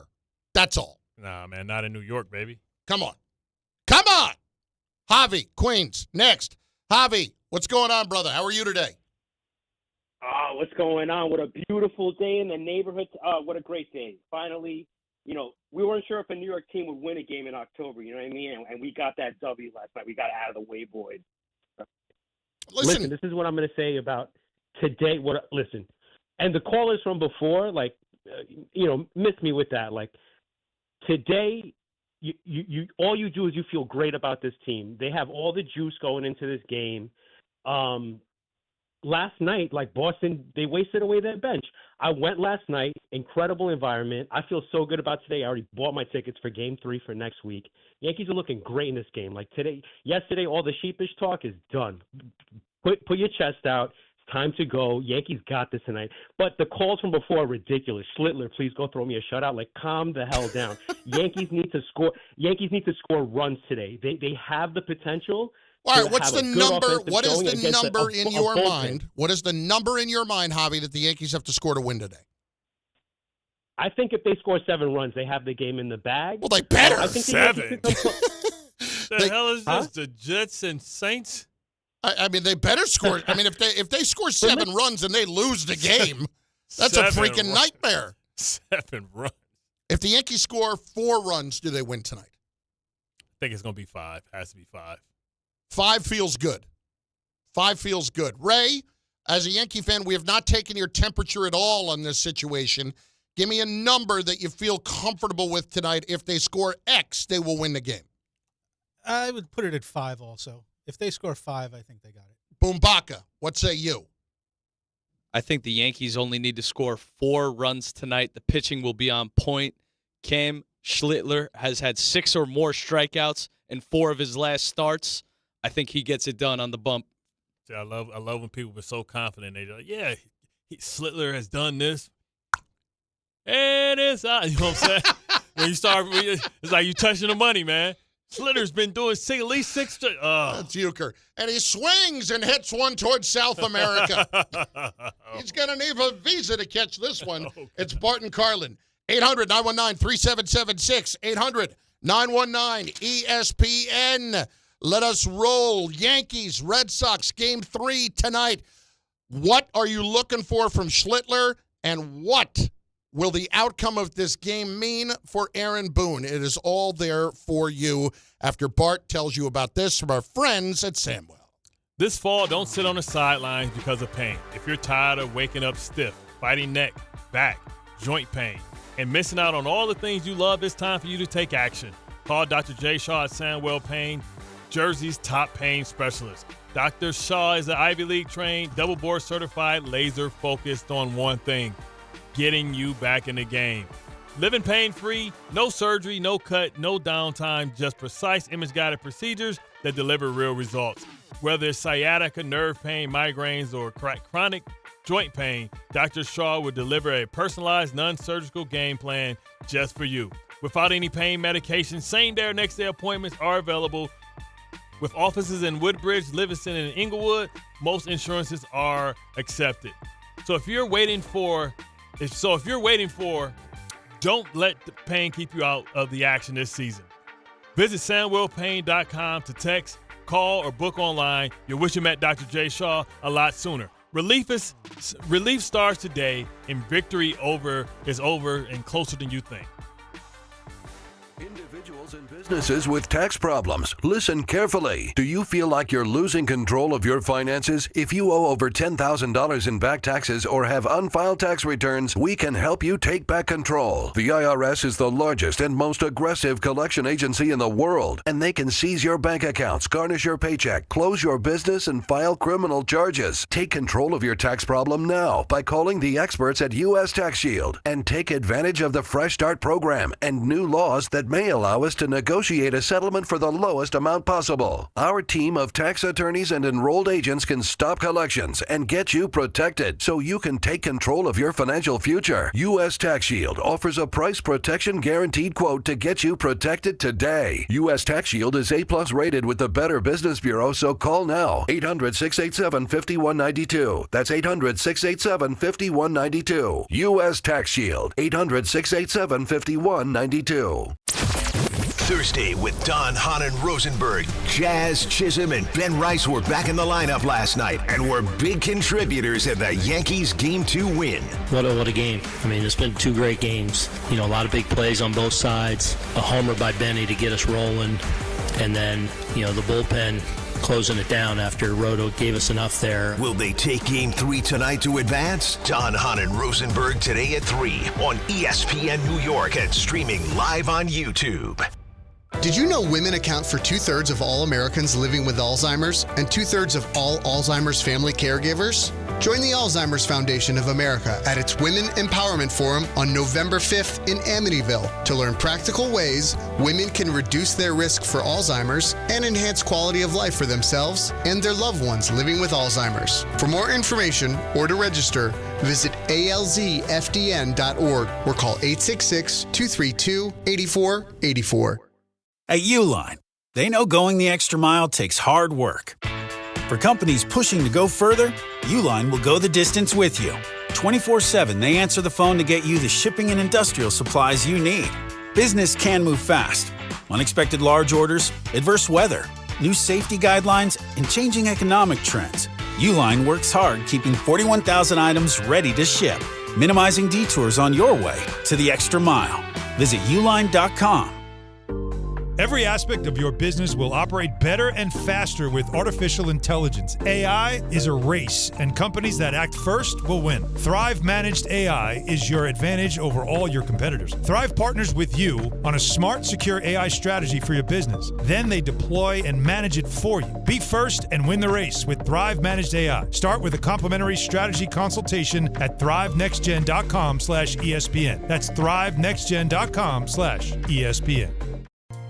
D'Agostino & Associates is a legacy firm, and I'm proud to be a part of that legacy. I'm Jenna D'Agostino, and like my father, I fight to get justice for the injured. The hustle and grit of these streets shaped me. I'm John D'Agostino, and from the concrete to the courtroom, I built this injury firm 35 years ago to get accident victims justice. So call my team first, 1-800-BITE-BACK. That's 1-800-248-3222. You want justice? Think Jenna D'Agostino. Think D'Agostino & Associates. Justice isn't just a word. For us, it's a way of life. It's having compassion for your struggle and getting you paid for your pain. Now that's justice. D'Agostino & Associates means being there for the injured.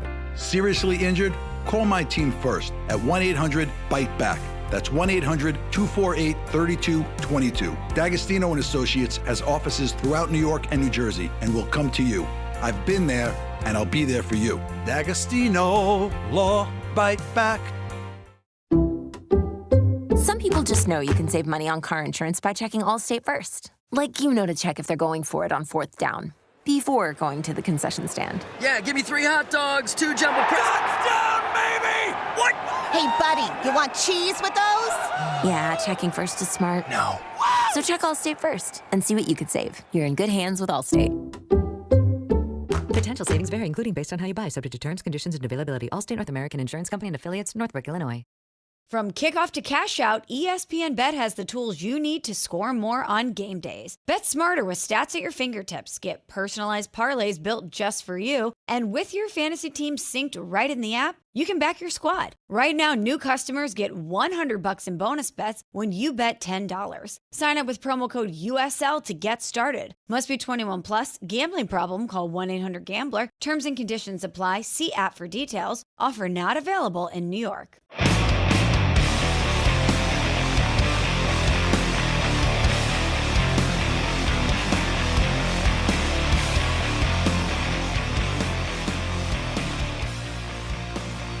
I'm really of the belief that 5 is the magic number tonight on Schlitt.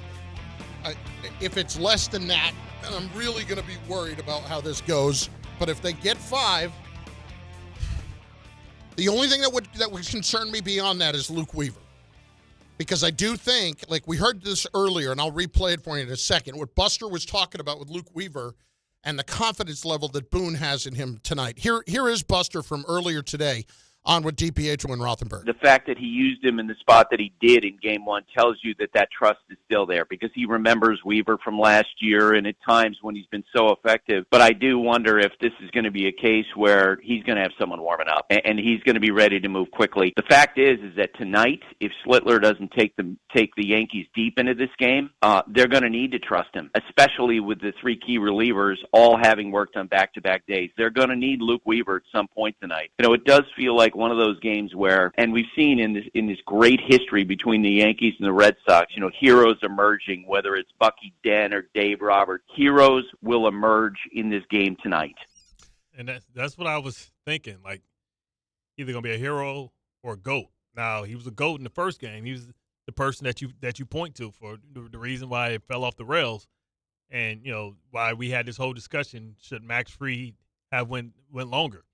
Well, what I really think is interesting is, do we reach that kind of a point tonight where Boone is going to say, or the Yankees are going to say going in, if we hit X with him, we are taking that and we are running.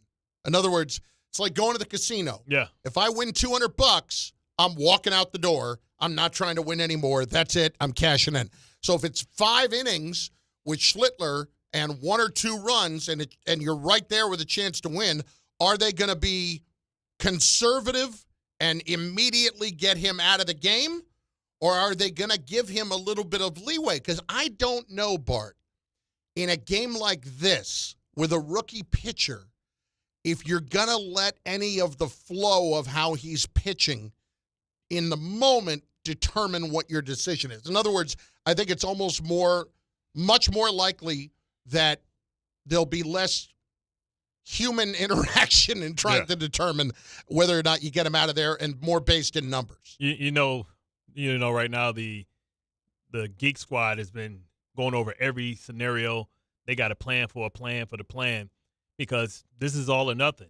And is it going to become a moment where Boone goes and have to go with his gut, or is it one of these things like yesterday when he went out there and he wanted to look Rodon in his eyes? Yeah. Is it a moment? But Rodon has performed at a high level. Weaver struggled for ever since September has been tough for him.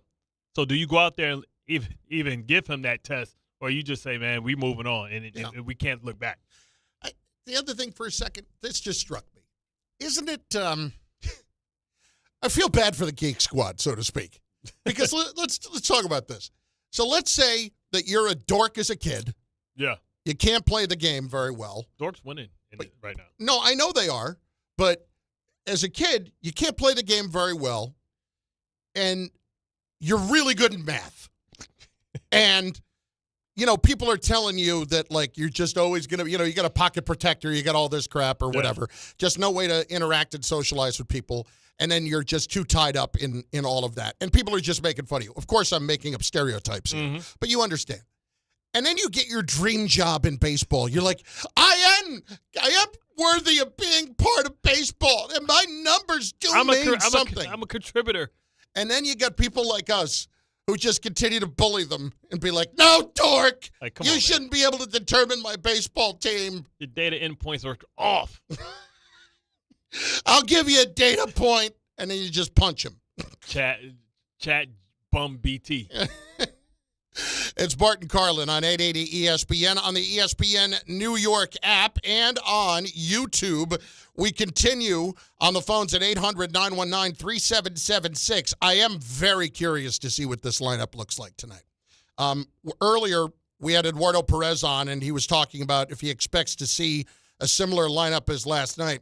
What I really want to know is he going to play Goldschmidt or is he going to play Ben Rice? Yeah. I would think at this point, especially off of the first inning last night, he would play Ben Rice. But electric.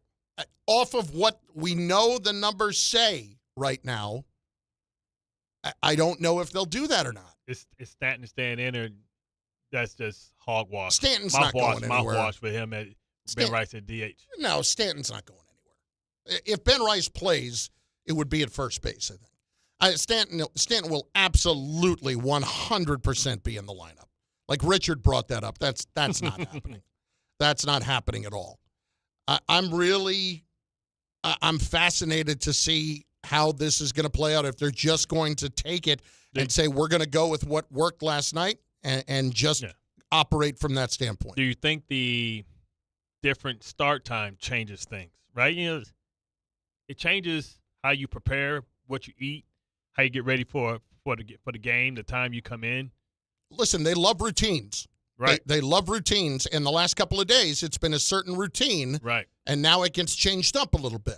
I would think the routine part of it, though, probably hurts a road team a little bit more than it hurts a home team. Well, here's the difference about the road team. Road team is usually more dialed in because they're going to a hotel. Right. They're all together. Right. So their routine, however their stuff goes, is going to go the same way.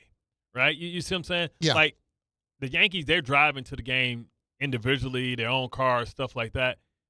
The other cats are getting on a bus same time. It don't matter. It's the same intervals. 2 hours before this, you do this. Hour before that, you do this. Warm up, we do this. So that can stay. The person that the change really affects is the players. What time am I driving? What time I get up and eat? Are they staying at a hotel tonight, but then they drive their cars from the hotel? That can change slightly too. It can. I just wonder, like, I don't know. Sitting around in the hotel all day, that would kind of bother me too. But I would hate that. But when we would do that, I preferred big games. Actually, if you could take out the crowd, which they can't, so there's going to be what it is, I'd much rather be on the road because you're just singular focused on everything. Yeah. When you're at home, it's so many different distractions. You got your wife asks you stuff. Oh, baby, I need to go get it. I'm about to rest before I have to go in. I have a kid, baby talking, whining. You trying to still be a father. Or they, okay, don't bother your dad. Hi, Dad, come on in. You know what I'm saying? It's all those little things that go on. You know what I mean? When we used to go in playoffs and guys used to try to have their wives come to the game when it's a away game, my wife never, ever. I ain't got time for that. I'm here on business. Like, you want a happy husband? I need this dub. So, like, when it was on the playoffs and stuff, never. If it was away, we playing Miami, we playing whoever.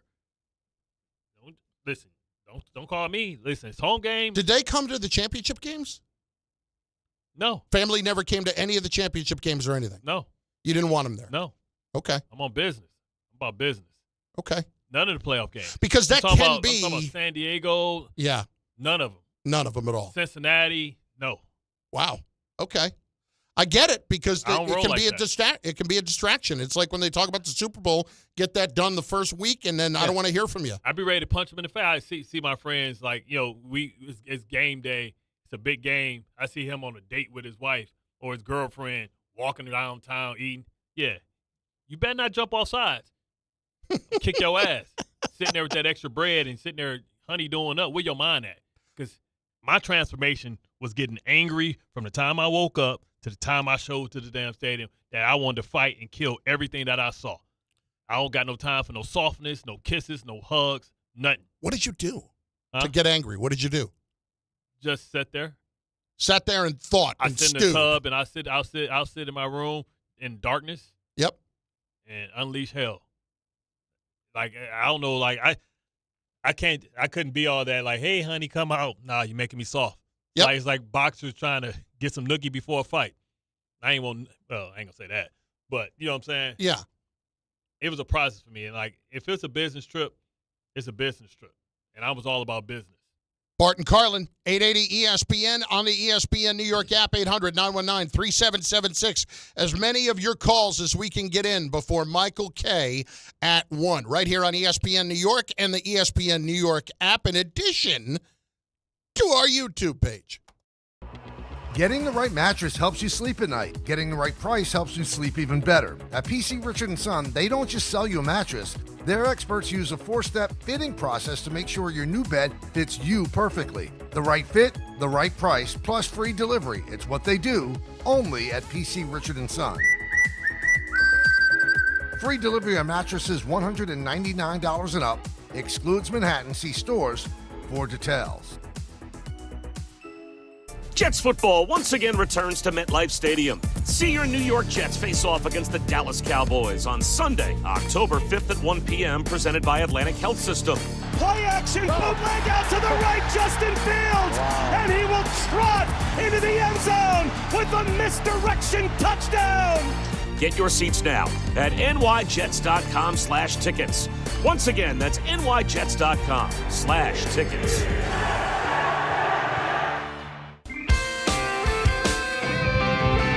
1-877 Cars for Kids. KARS Cars for Kids. 1-877 Cars for Kids. Donate your car today. 1-877 Cars for Kids.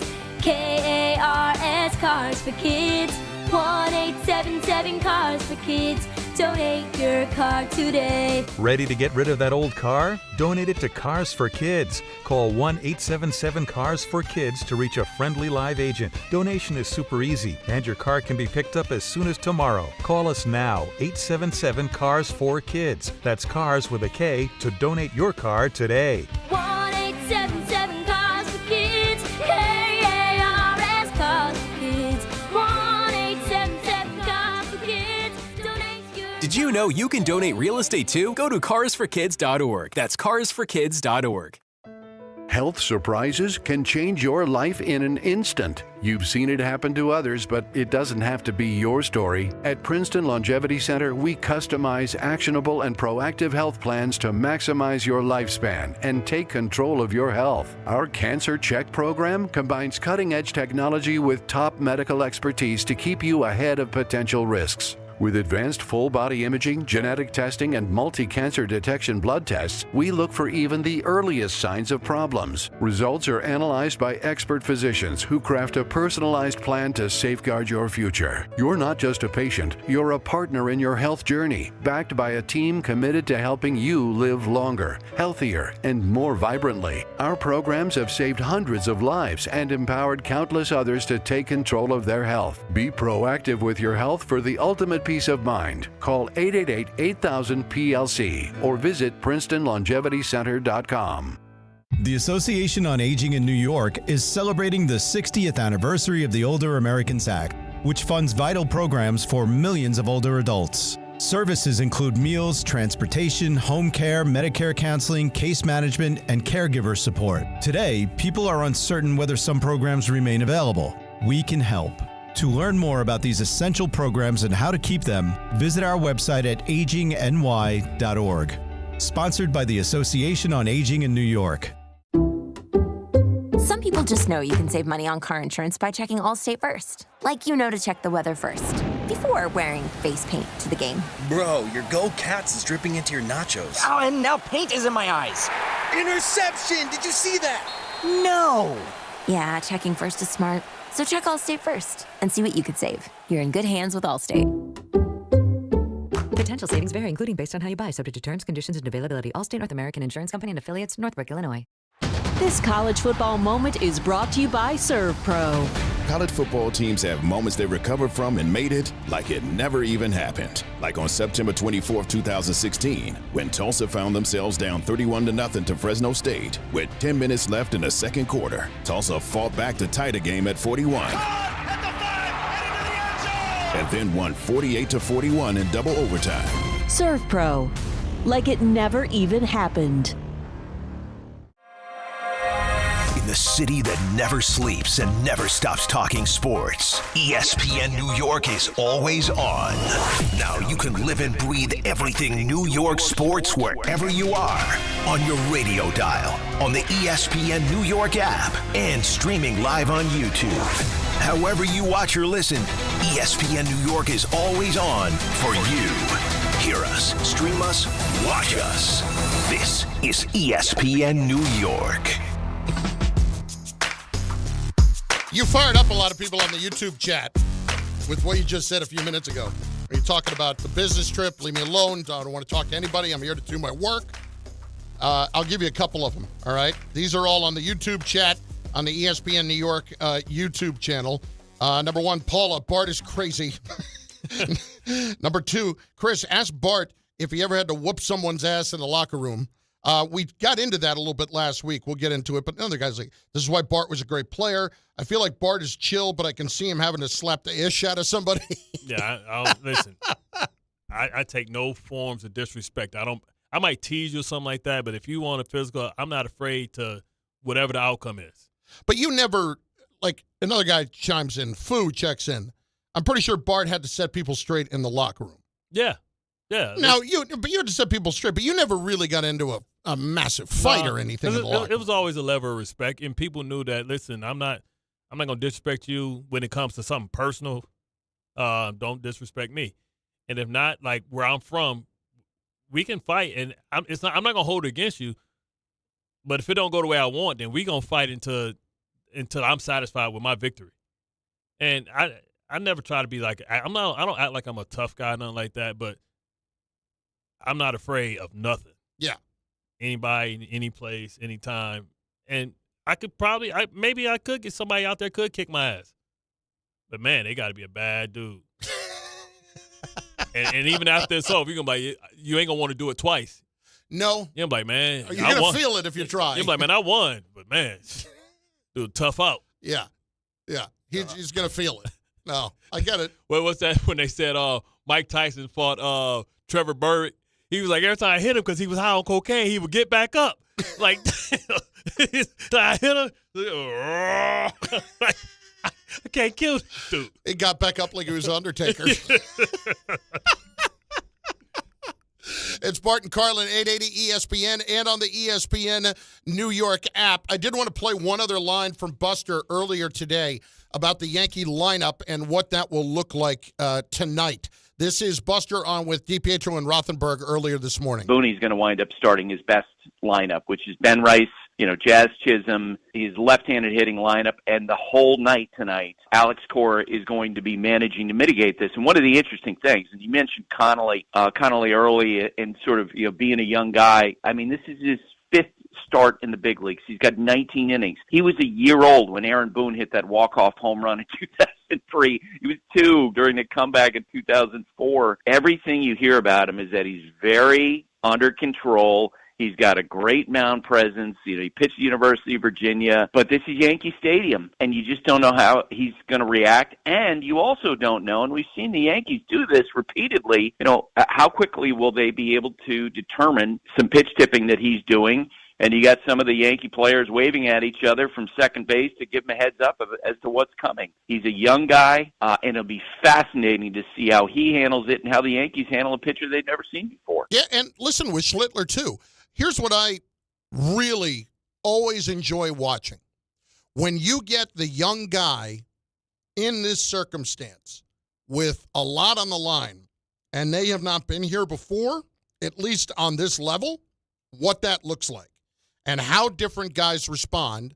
And really, most especially, I always think of this line from For the Love of the Game with Kevin Costner when he's pitching for the Tigers. Mm-hmm. And he's talking about clear the mechanism. In other words, clearing his brain and getting locked in on what he's doing. And I always think about that with young pitchers in particular and how they would get locked in a situation like this when you have your season on the brink, either one of them, and you're doing it in Yankee Stadium in prime time, as Eduardo talked about it. What's the 6 o'clock game? It's an 8 o'clock game tonight. But I'm saying we've all been there where it was, I can remember Mark Sanchez's first start. Playoffs.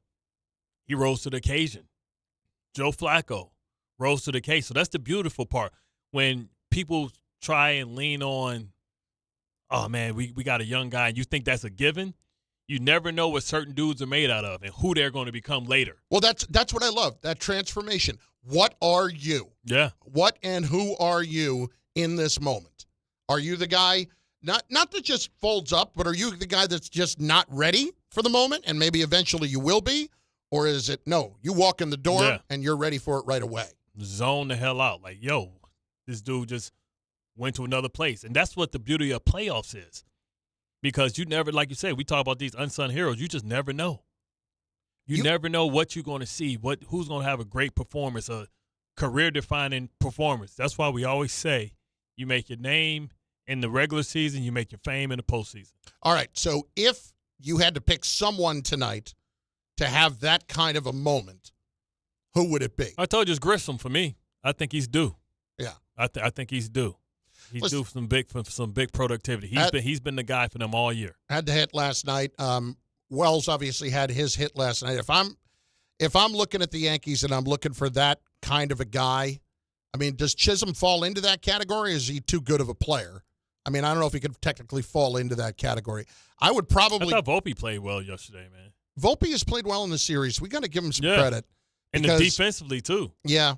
And he for the last couple of years when they've been in the playoffs, Volpe has performed well. I think it's something crazy, right? He's got like 15 plate appearances or something crazy, and he's like his productivity's like off the chart. He's been really, really good.